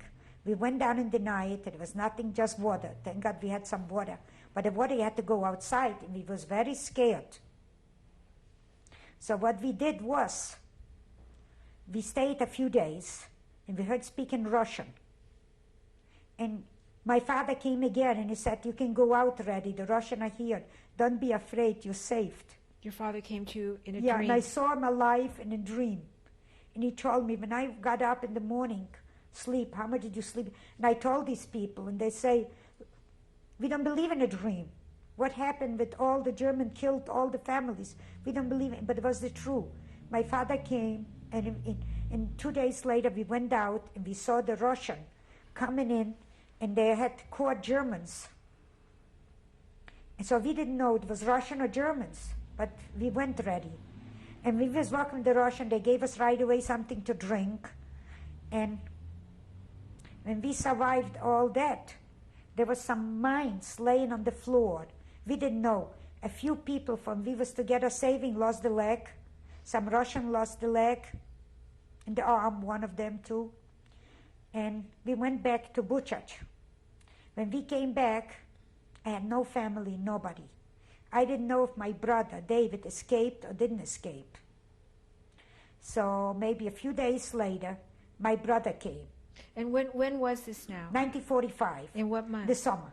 Mm-hmm. That looked like June or May, I don't know. Mm-hmm. But it was in the summer. When they came back, my brother came back, he crossed the frontier to come back, and he came back to look if I'm still alive, if any of the family was alive. And now the war was officially over, and the Russians were controlling Yes, that it was area? controlling, but I think so not all the parts, and different parts, they were still there. In the bigger city, they were still maybe there. I don't know. But the Russian came in. There was no Americans in the maze. But the Russian came in, and when we went to the city, they gave us some food, and we went into an empty house. There was hardly no furniture, whatever it was, and we stayed there. There was maybe 5 or 6 Jewish saved, and the one that lost the leg or whatever it is, and the one where she saved. That's all what was left. My aunt came with my cousin, but she was already almost paralyzed, blind. From all that suffering, standing on the ground, she told me she was, with all that, she was almost blind. She couldn't walk hardly too much. And she was with her son. What was her son's name? William. He's alive in New York. He's the one alive. And she was ready, not in condition, but okay. So what we did was... And now your uncle and your brother had come back. Not my uncle, just my brother. Just my brother. Did you know what happened to your uncle? My uncle was in Romanian already, saved with my aunt. He ran away to Chernovitz with the Russian, and then they crossed the frontier and they went to Radovitz, Romanian. But my brother wanted to see if I'm still alive. He didn't know if my uncles didn't escape or what happened. So he came back to look after me. And you found each other right away? He found me. There was another lady, Heiss was her name. Jenya Heiss or something. Heiss, I know her second name. She came back to looking for her son too. Their son was left too. So she came back and she found her son alive. So do you remember that moment when you saw your brother? You can imagine seeing my brother, being by the Russian. At least they gave us some food. But we couldn't stay in Buchach anymore. There was nothing there. So we went back to Chernovitz, being that we can go to Romanian to meet with my uncle and my aunt and be together. Meanwhile, we couldn't go, and there was the Russian was taking young kids to the army. So my brother had to hide all the time. All the time, the months we was there, he was in danger. And he was, the day they didn't look for him, he was trying to get for some food, for something to live. There was a few Jewish people there, and we was trying to be with, I remember we lived in a little apartment, whatever it was, and he was hiding in the top. There was one of my cousin, Hanne. She was alive, and we was with her and her daughter. She was saved. She was living in a different town. She was saved with her husband and her daughter.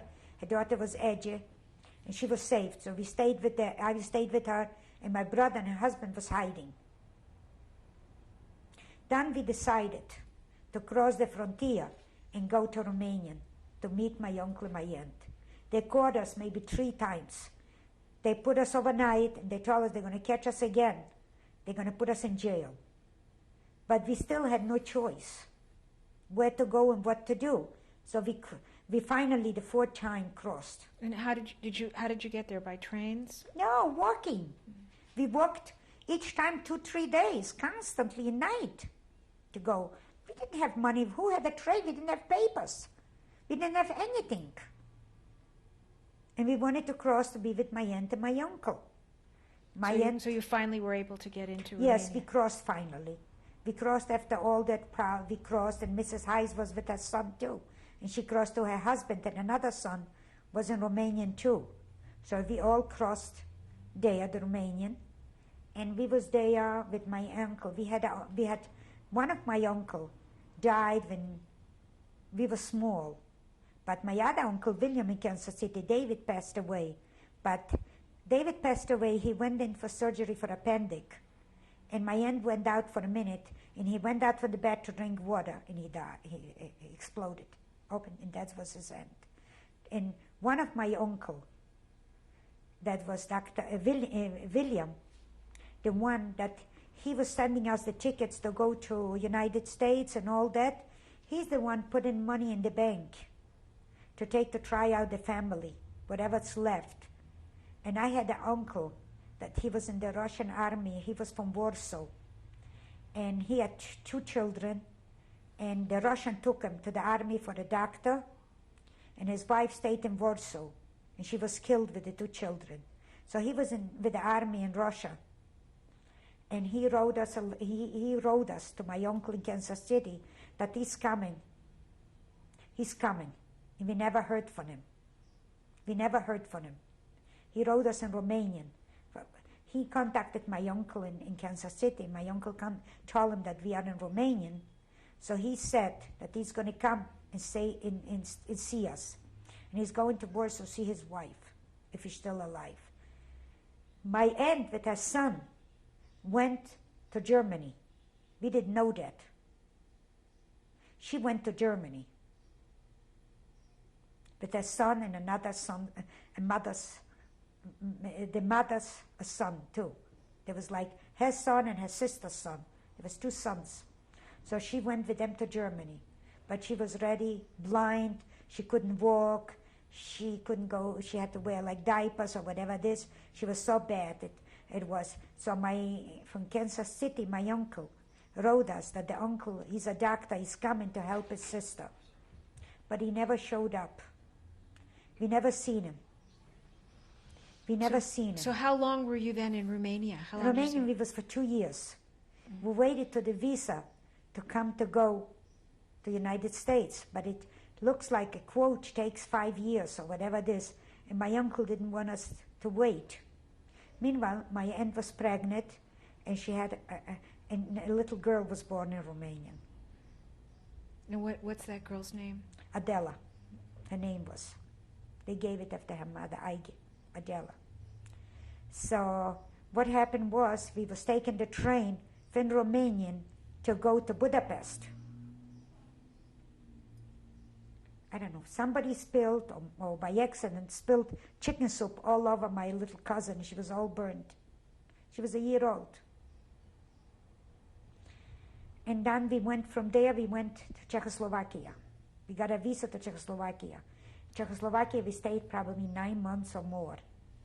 And who helped you at this time? My uncle from Kansas City. So Uncle you had William. some money and you were able to We didn't have money, but we had the tickets to go, and we had like money to live. The Hayas was giving us some money to live, and my uncle was paying. Or he sent it, but this time he couldn't send too much money. But he was sending some of the money, and from this we had a little bit to live. In Romanian, my uncle Shloime was working. He was making like leather, whatever it is, and he was making enough to live. Mm-hmm. My brother was helping. And so how long did you stay in Czechoslovakia? From Romanian, I wanted to go to Israel. I belonged to the Zionists. It was a group that we used to go out every Saturday, young kids that survived, and my brother used to go, and we used to go there every Saturday night. Do you know the name of that organization? Yes, the Zionists. They were called the Zionists? Zionists. And there was the Shomer and there was the Zionists, and we went to the Zionists. And I wanted to go to Israel with the group. I remember there was Klein, Celia Klein, my best friend, and they all went. There was all survivors. Most of them had no parents. They was from different countries, and they had no family, most of them. But my uncle, this one, wouldn't let me go. It was my brother wasn't going to go, and they didn't let me go, so I didn't go. And they called my uncle from Kansas City wrote letters that I cannot go, but this is all left from the family and wants us to be together. So I didn't go, so we went to Czechoslovakia. We stayed there for a few months. And there was a big festival from all the countries. We didn't have no money for tickets.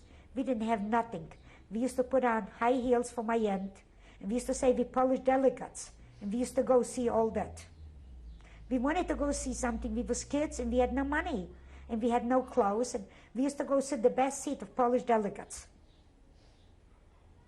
From there, we went to Paris.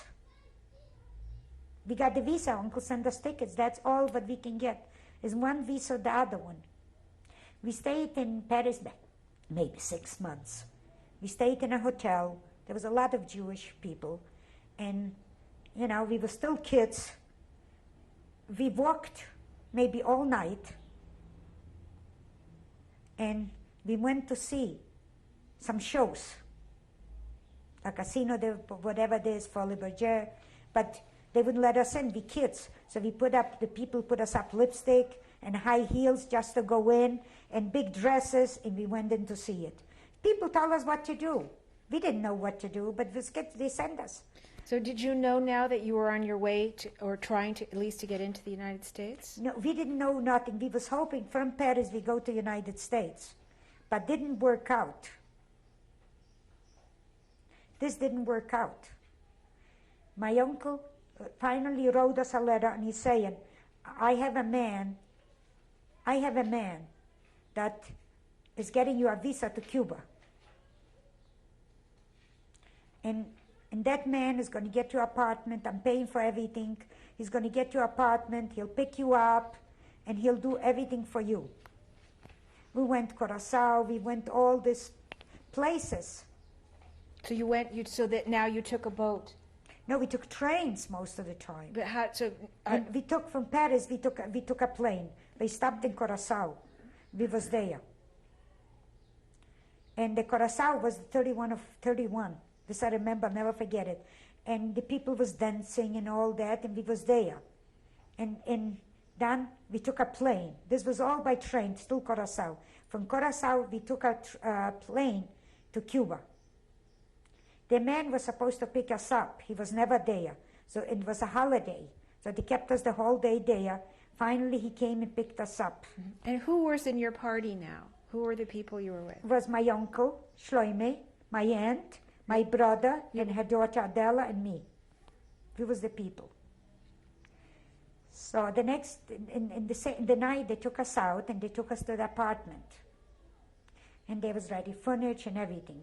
But that man was supposed to give us money for living. He didn't give us anything. He took everything away. We didn't know it. So a few days later, one of my cousins came.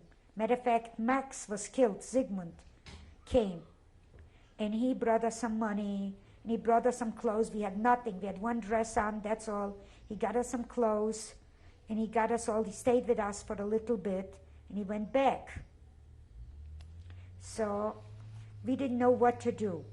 So, what happened was my brother, my aunt got very sick. I came with very painful ear. And I didn't have no money. I didn't know where a doctor. We didn't speak Spanish. So I went over to the corner. There was a butcher in a market. And I said, "You Jewish?" And he said, "Yes." I said, "Could you talk Yiddish?" He said, "Yes." And I said, "Look, my aunt is very sick, laying with very high temperature. We don't have money food. We don't have even milk, not water. We don't have anything. Please, could you send us a doctor?" He said, "Yes." He sent us a doctor, I'll never forget it, in the corner of the market. And he sent us a doctor for my aunt. And I was telling him, my ear hurt so bad that I couldn't take the ear pain. So I don't know what he gave me, but still the ear was going on, and I didn't know. So finally we found out there's a Jewish organization. So we went to the Jewish organization, and I said, "I don't want help, I just want something to help my ear." So they gave me a doctor, and the doctor gave me something, and it went away. My aunt felt a little better.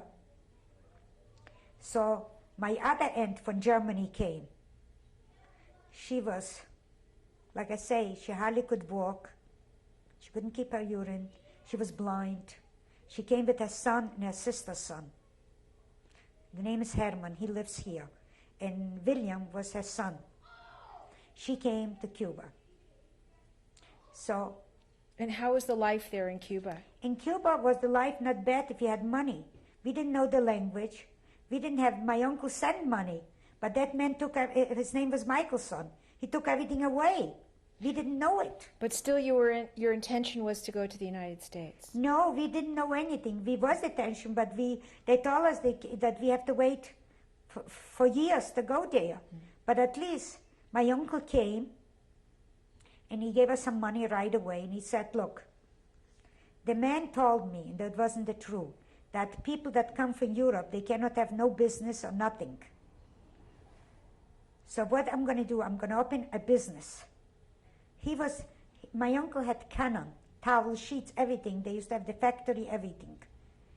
My other uncle died, David, and he left the factory to his brother and his family, his wife and all that. So he said, "I'm going to send merchandise, and we're going to open a business, and it's going to be sold to this, but being that man told me that you cannot, so I'm going to make partnership." My uncle started sending merchandise, no money was coming in, and we didn't get nothing. So my uncle's brother-in-law came, and my cousin came, they're both lawyers, and they told him that they're going to close up the business. So what he did, he said, "If you're going to do something to me," because that man came from Kansas City, my uncle knew his brother, not him. "If you're going to do something to me, I'm going to declare that my uncle is a communist. My uncle was never a communist in my life, we know it. So my uncle got a stroke. He was ready, high blood pressure and all that, having after Hitler. He was very skinny, and he was really suffering. He got a stroke. And my aunt told me, I didn't see it, but I saw him later. He was like this size. They picked him up and took him in. So the stroke he was so small. So when they took him into the hospital, he was there, and he helped them a little bit in Cuba. They closed up the business. They opened my uncle a small grocery.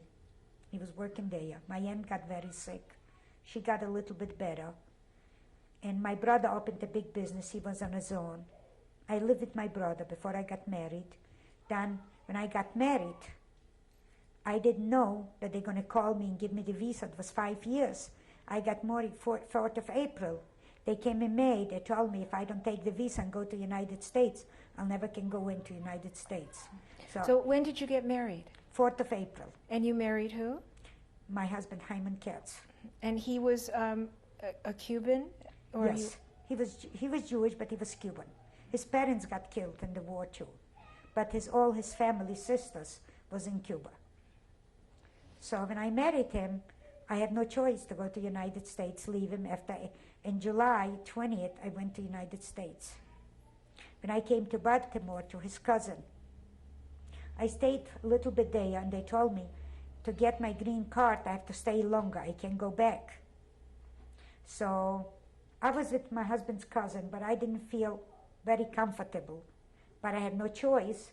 So one day I was talking, I said, I remember that my aunt told me, and they was talking in my parents' house, that they was living in New York, Sperber. Her name was Sperber, Dina Sperber, and Martin. She said, oh, let's look at the paper, at the telephones. And we found a few Sperbers. And this was in Baltimore. We called the operator, they gave us Sperbers. I called a few Sperbers, and one of them was my cousin. She said, you can't go back to Cuba, you have to come visit us. So I took the train, and I was going to New York. I took a taxi. I didn't know. That man took me around maybe 2 hours. The few dollars what I had, he took it over. He took me 2 hours from Central around there, driving me. Finally came in there. When I came there, they was very happy to see me. But they was, two older people. You had to go 8 o'clock to sleep. The rules was, but okay. And you were already married at this time. I was married. So how long did you actually stay in the United States did you go back to Cuba? No. But then your husband came. Yes, my husband came in November 20. Mm-hmm. And then you settled in the United States. I settled down for the reason was I didn't know it, but this cousin told me that one of the survivor that was married to my cousin, the wife, is living in this house, and she's living there. So when I called her, she wasn't there. And Sunday night I got her, she said, I'm living in the building where your cousin is. And and I said, oh, I didn't even know it from that cousin, she said. So when she called my cousin, she came right back. So you settled in New York? In New York. I settled in New York. I started working, and my husband came the 20th of November. And then you had 2 children? I had 2 children, Philip and Gary. And when were they born? One was born in 56. That was your oldest son? Yes, in August 8. His name is? Philip. Mm-hmm. Philip. And Gary was born in 58 in February 19. Mm-hmm.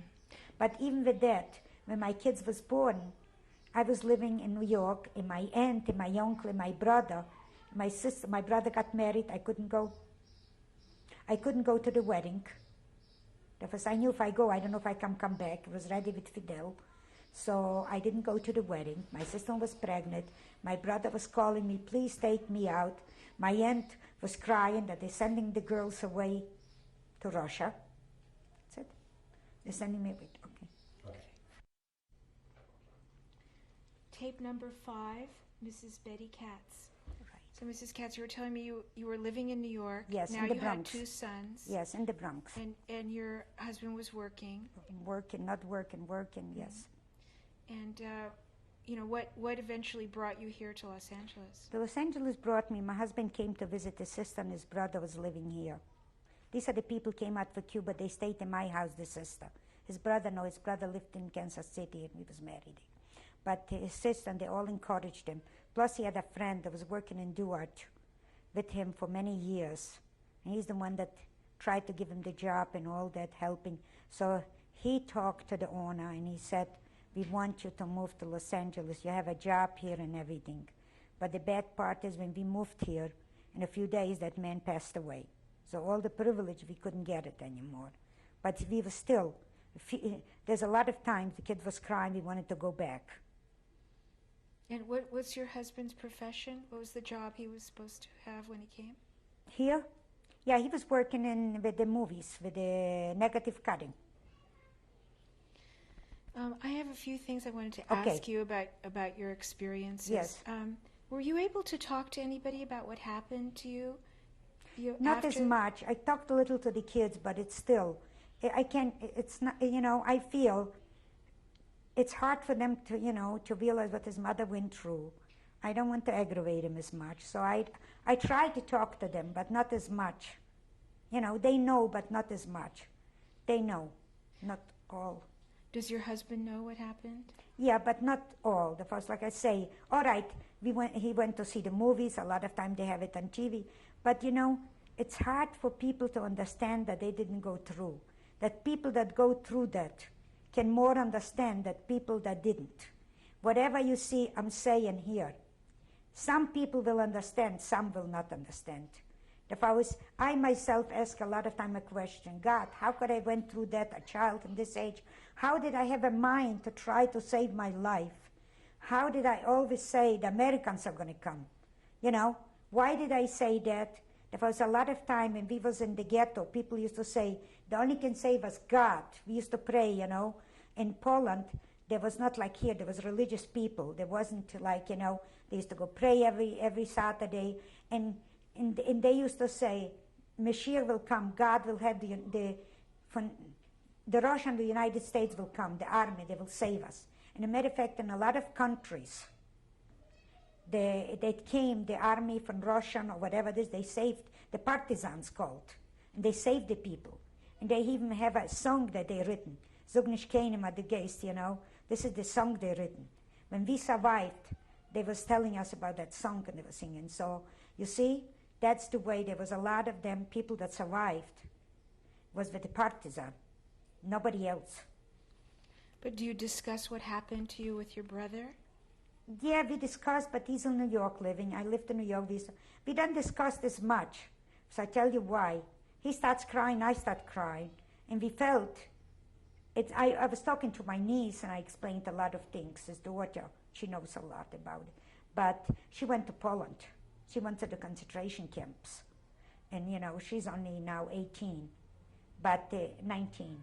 But she knows a little bit. But it's very hard for me to talk to family and all that. When I get upset, sometimes I say, please leave me, I went through a lot. And the kids were smaller, and I used to tell them about it, but they couldn't realize that. They couldn't understand. When they saw the movies and this, they understand more. But in the beginning, they couldn't understand. And it was very hard for me to say, I'm a survivor, my parents was killed, my brother was killed, we seen him. It's very hard for me to talk that.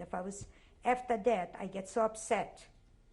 Because I try not to take tranquilizer, but I take a lot of time and I get like that shaken. And I feel it's very bad for me to do that. So I don't. But they know a lot. They saw Schindler's List. They saw other movies. And people tell me not to go. I went to see it too. Do you think that what happened to you affected the way you brought up your children? I don't know if it affected my oldest son. They're nervous. They are tensioned and they're nervous. I know it. I know it. I know it. As a matter of fact, my little granddaughter, 7 years old, one day told me, we was there, you know, with her. She said to me, Grandma Betty, tell me, where was you born? No, first, where's my father born? I said, in New York. And where was you born? I said, in Poland. And where's your parents? I said, Hitler killed him, but he was a bad man. I said, that doesn't mean his name was Hitler, but he was a bad man. Can I sit down and write so I can show the kids in school?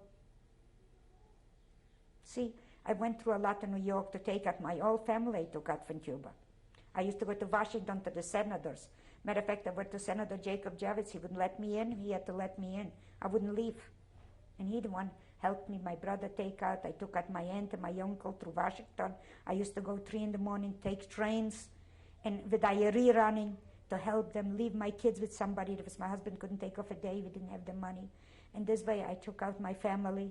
When my uncle came, we took him to Montefiore Hospital, and he didn't know Spanish, and he was crying, whatever they was going to do it to him. I had to take my 2 kids, scary, with sickness in the hospital, hide him to talk to the doctors, and it was very rough. They stayed a while with me, not as much, but they stayed. There was another cousin gave him an apartment, the other building, but in the beginning they stayed with me. And it was very rough on me too. One day, my uncle knocks on the door, and he was this size. And I was so frightened. He was shrinked in. I called my aunt, she came, he gave him the medicine, and I don't know what she did, and he got better. But I was living in a scary life too. In New York, I lived on the 3rd floor, and each time I used to see my uncle, I used to remind him what happened to him. He lost a child, he lost all the family, and it wasn't easy on him. Do you think that what happened to you has affected your health today? Oh, yes, a lot. Oh, a lot. I'm a nervous person. I know I am. I try not to be, but I am. And there's nothing I can do to help. And part of my suffering is from that too. Because I still remember, I still a lot of things. What happened to my family, I can never see them. I can never have them. I never could see growing up my brother, my family, my 2 sisters, and I loved them. They were such beautiful little girls. And my father, I hardly remember him. I haven't got a picture for none of them. Don't you have for my grandparents? One of my aunt and one of my, I have nobody. My mother, my uncle had a picture, gave me of my mother, but I wish at least I have a picture to go to a cemetery to see my parents. That's all what I like to do. But it's never going to happen. It will never happen. I'm never going to see none of my brother. Only one I have in New York, that's all. My oldest brother, he was so good to me. He was once by my uncle, going to school there. There was a better school. And my father used to give him every week a few dollars. A few, zlotys. There was no zlotys, little bit. He used to save it and buy me chocolate. I should drink the milk, but if he was worried, I'm not drinking milk. And that's what happened. So out of your very, very large family, how many people survived? For my family, 5 people. 5 people. Then my aunt got married, my uncle, but 5 people survived. My brother, my aunt, my uncle, and my aunt, the other aunt with the boy, and me, 6 people. 6 people. That's all that we survived from all that people.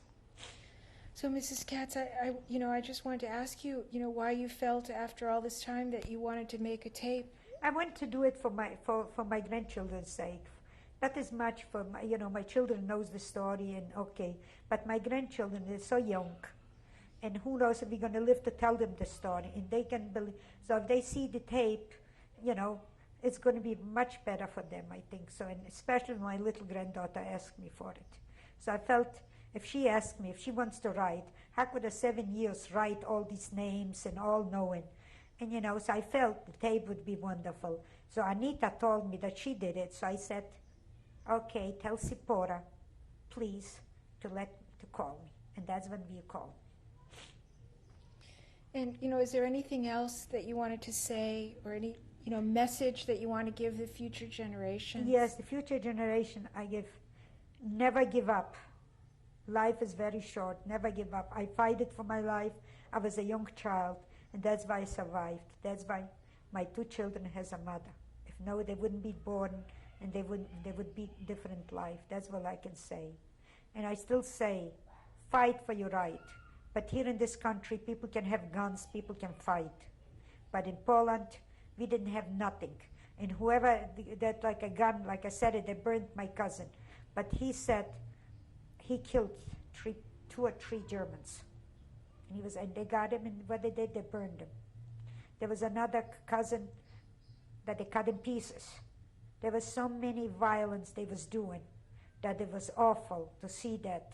And and I was all in that area. And a lot of times I used to see things and I used to hide, not believe I think and I seen it, because if I start crying, they're going to kill me too.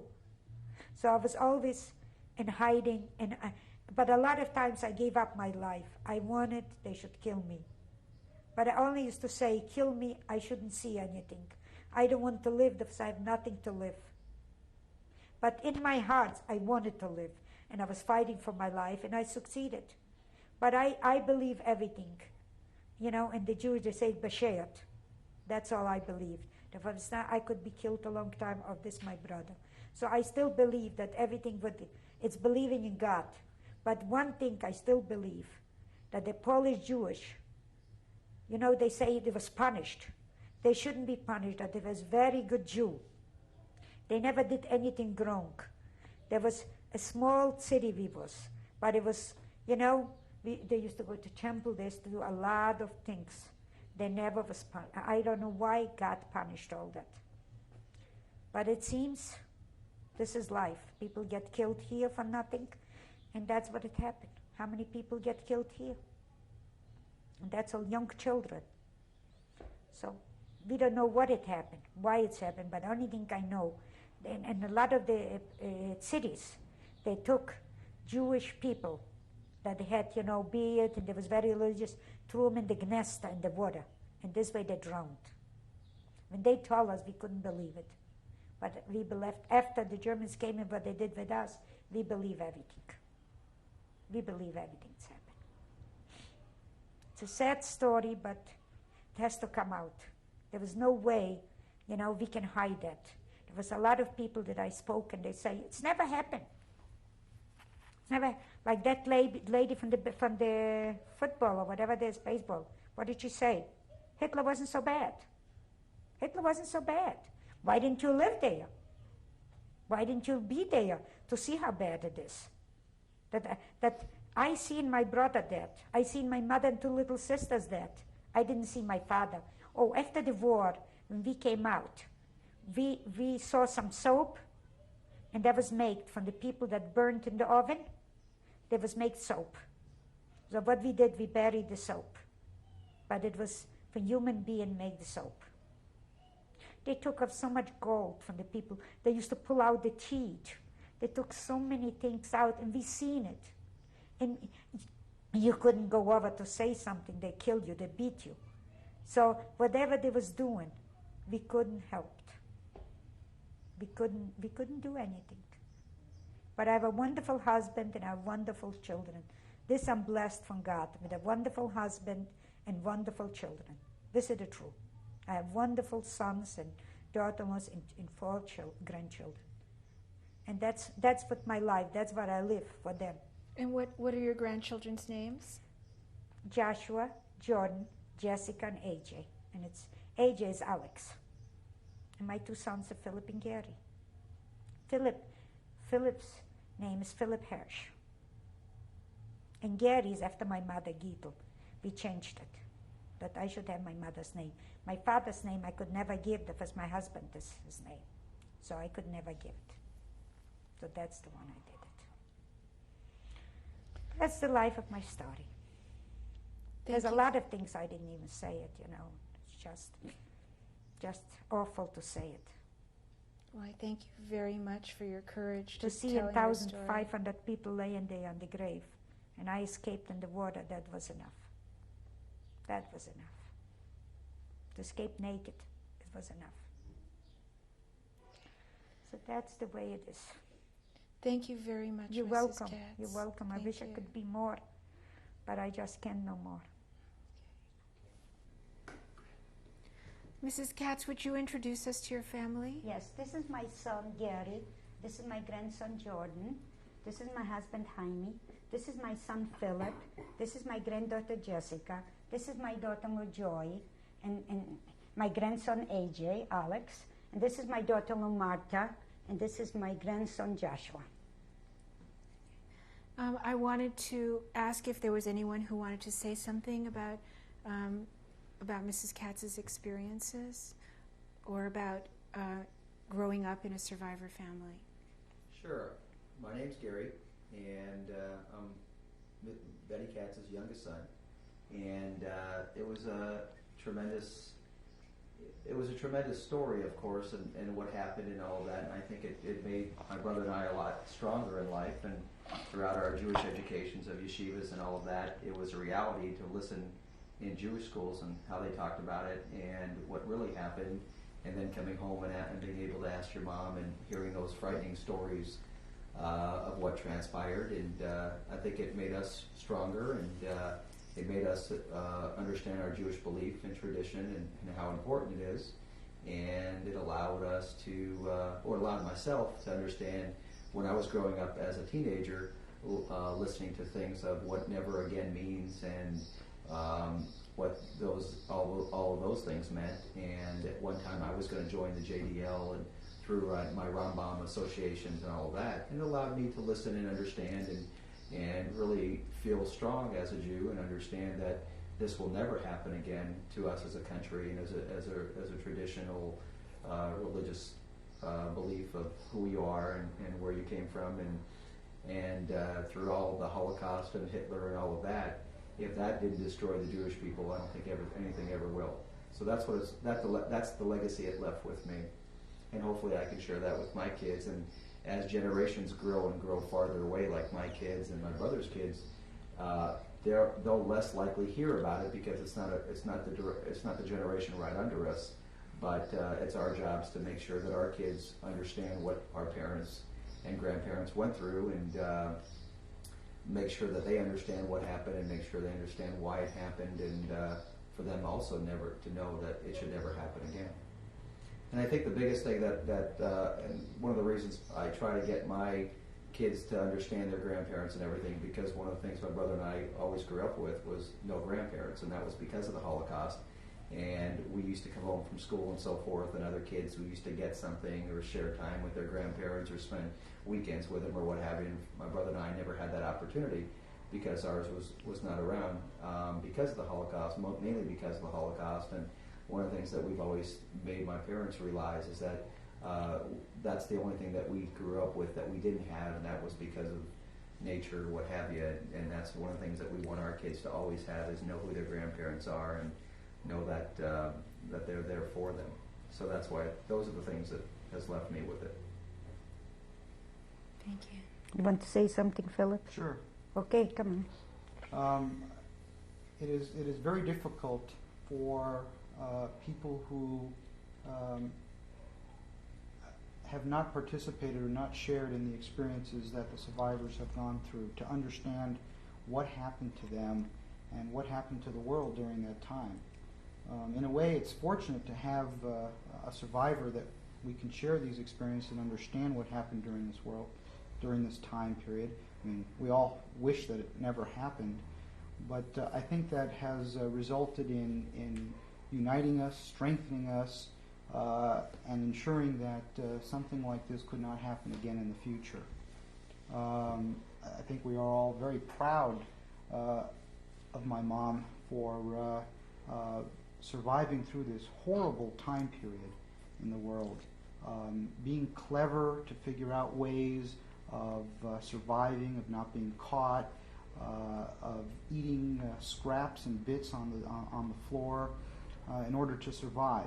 The creativity of her ability to be so creative to survive that horror is amazing to me.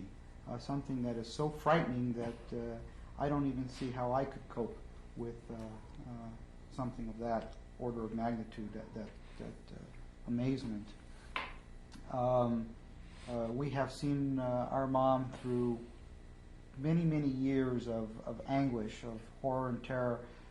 Every time there's a Jewish holiday, a time of remembrance, we have to see her with and coping with her losses, her parents and her family that have disappeared, that have not had the ability to see their daughter grow and mature and have experiences, as well as we have to cope with her losses, her parents and her family, who, I mean, she has had a robbed childhood.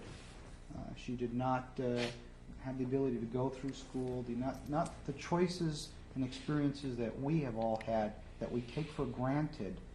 This lady has lost that forever, and many other people as well, not only her. So, but we're all happy that she is a survivor and has a strong family to continue with.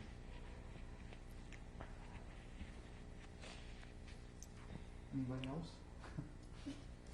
You want to say something? No? Come on, Jesse. AJ? Joshua? What? How much fun you have with Grandma? Come on. I want to add something that I think this experience of sharing Come on, Jesse. my mom's experiences in life will be passed down, at least in our family, for more than one generation. And I think this is a good example of that, because our kids will look at this information, this tape, in many years from now, and will see themselves as being part of this. And I hope that will go with them and be able to strengthen them and help ensure that something like this will never happen to them or to any other group of people. I know in our case, Josh, who's going to be 12 years old pretty soon, our goal, of course, is to have a bar mitzvah, and I know my parents are waiting eager for that episode to happen. And I know Joshua's been going through Hebrew school, and so have. And one of his goals, and one of the things that we have told him, that my parents' dream is for him as the firstborn grandchild, first male born, is to have that bar mitzvah and to reach a dream that my parents have for him. And that's in the immediate future for us. as a family. And on top of that, as we talked about this experience, as Phil said, we'll take this tape and make sure that all of our kids and their kids are definitely know what true hero my mom was for going through what she did.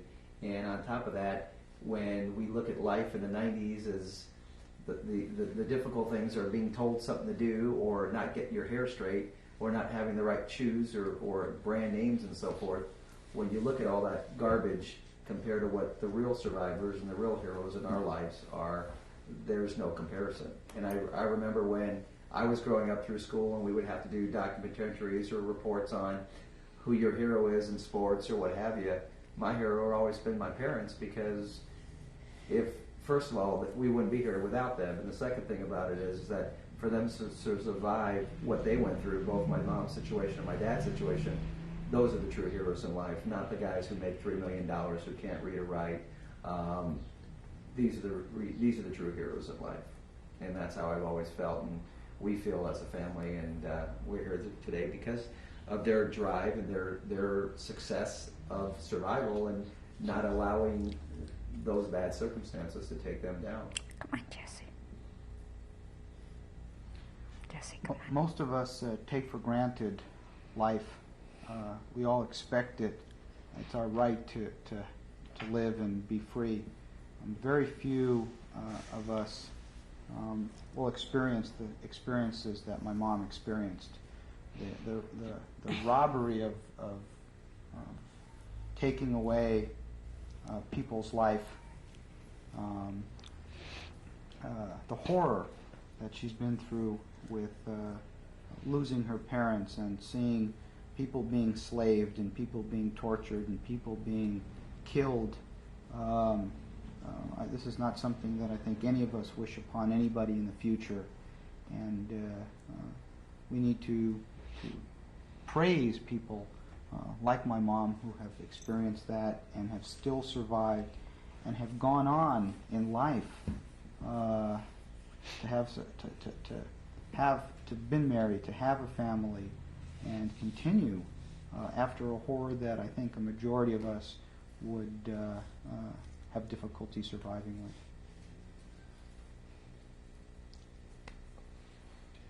Well, we're all proud of you. Thank you. And we all Thank you very support you. much. I We all know love that. you very, very much. Thank you very much. Thank you.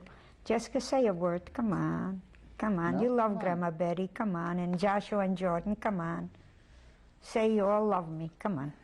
Well, you know, I think they're a little bit too young Camera shot. to understand and appreciate Yeah, what I this is know. all about. But I think They're it's- too young. But she wasn't too young to ask me that. You know, she asked me. So you can say I love him. She asked me. But that tape will be around for a long time.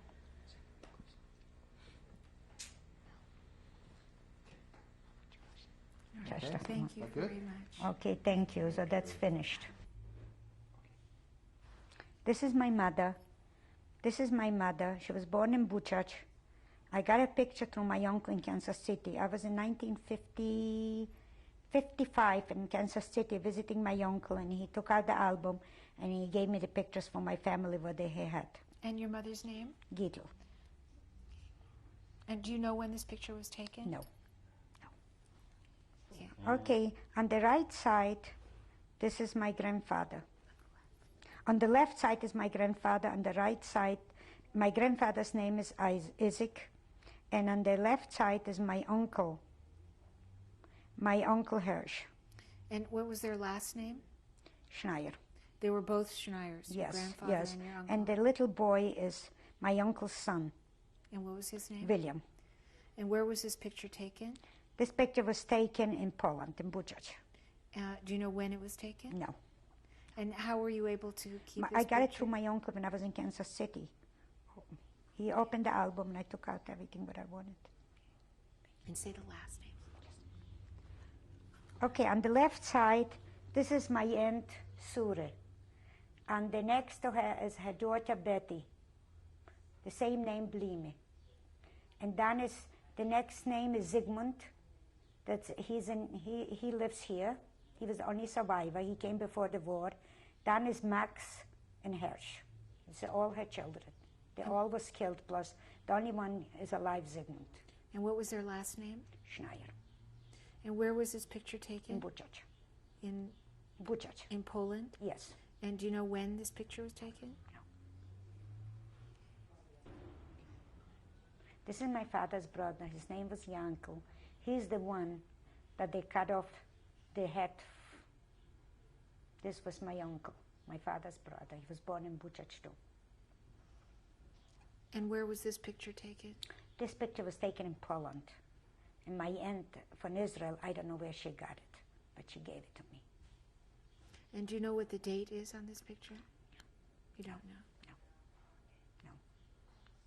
This Fenster, this is Schneier. Okay, and Doesn't matter. Schneier. Okay. This is my uncle, my mother's brother. That's Herr Schneier. And he was born in Buchach too. And he was killed by the people that I told you that I survived, that I ran away, I was beaten. When he was killed and his 2 sons was killed there.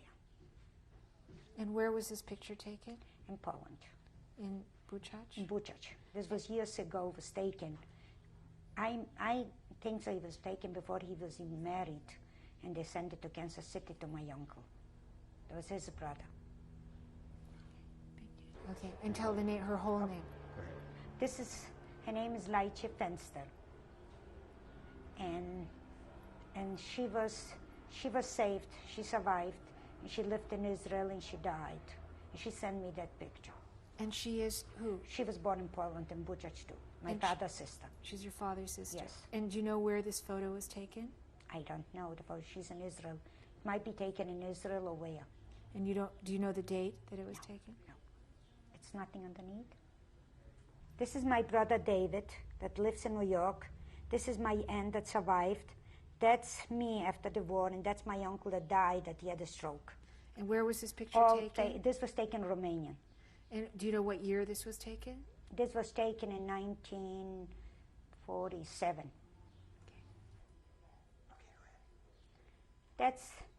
We married the 4th of April, 1954, and that's our wedding picture, taken in Cuba. Can you tell me your husband's name? My husband's name is Katz. Okay. And this was taken in what city in Cuba? In Havana. Okay.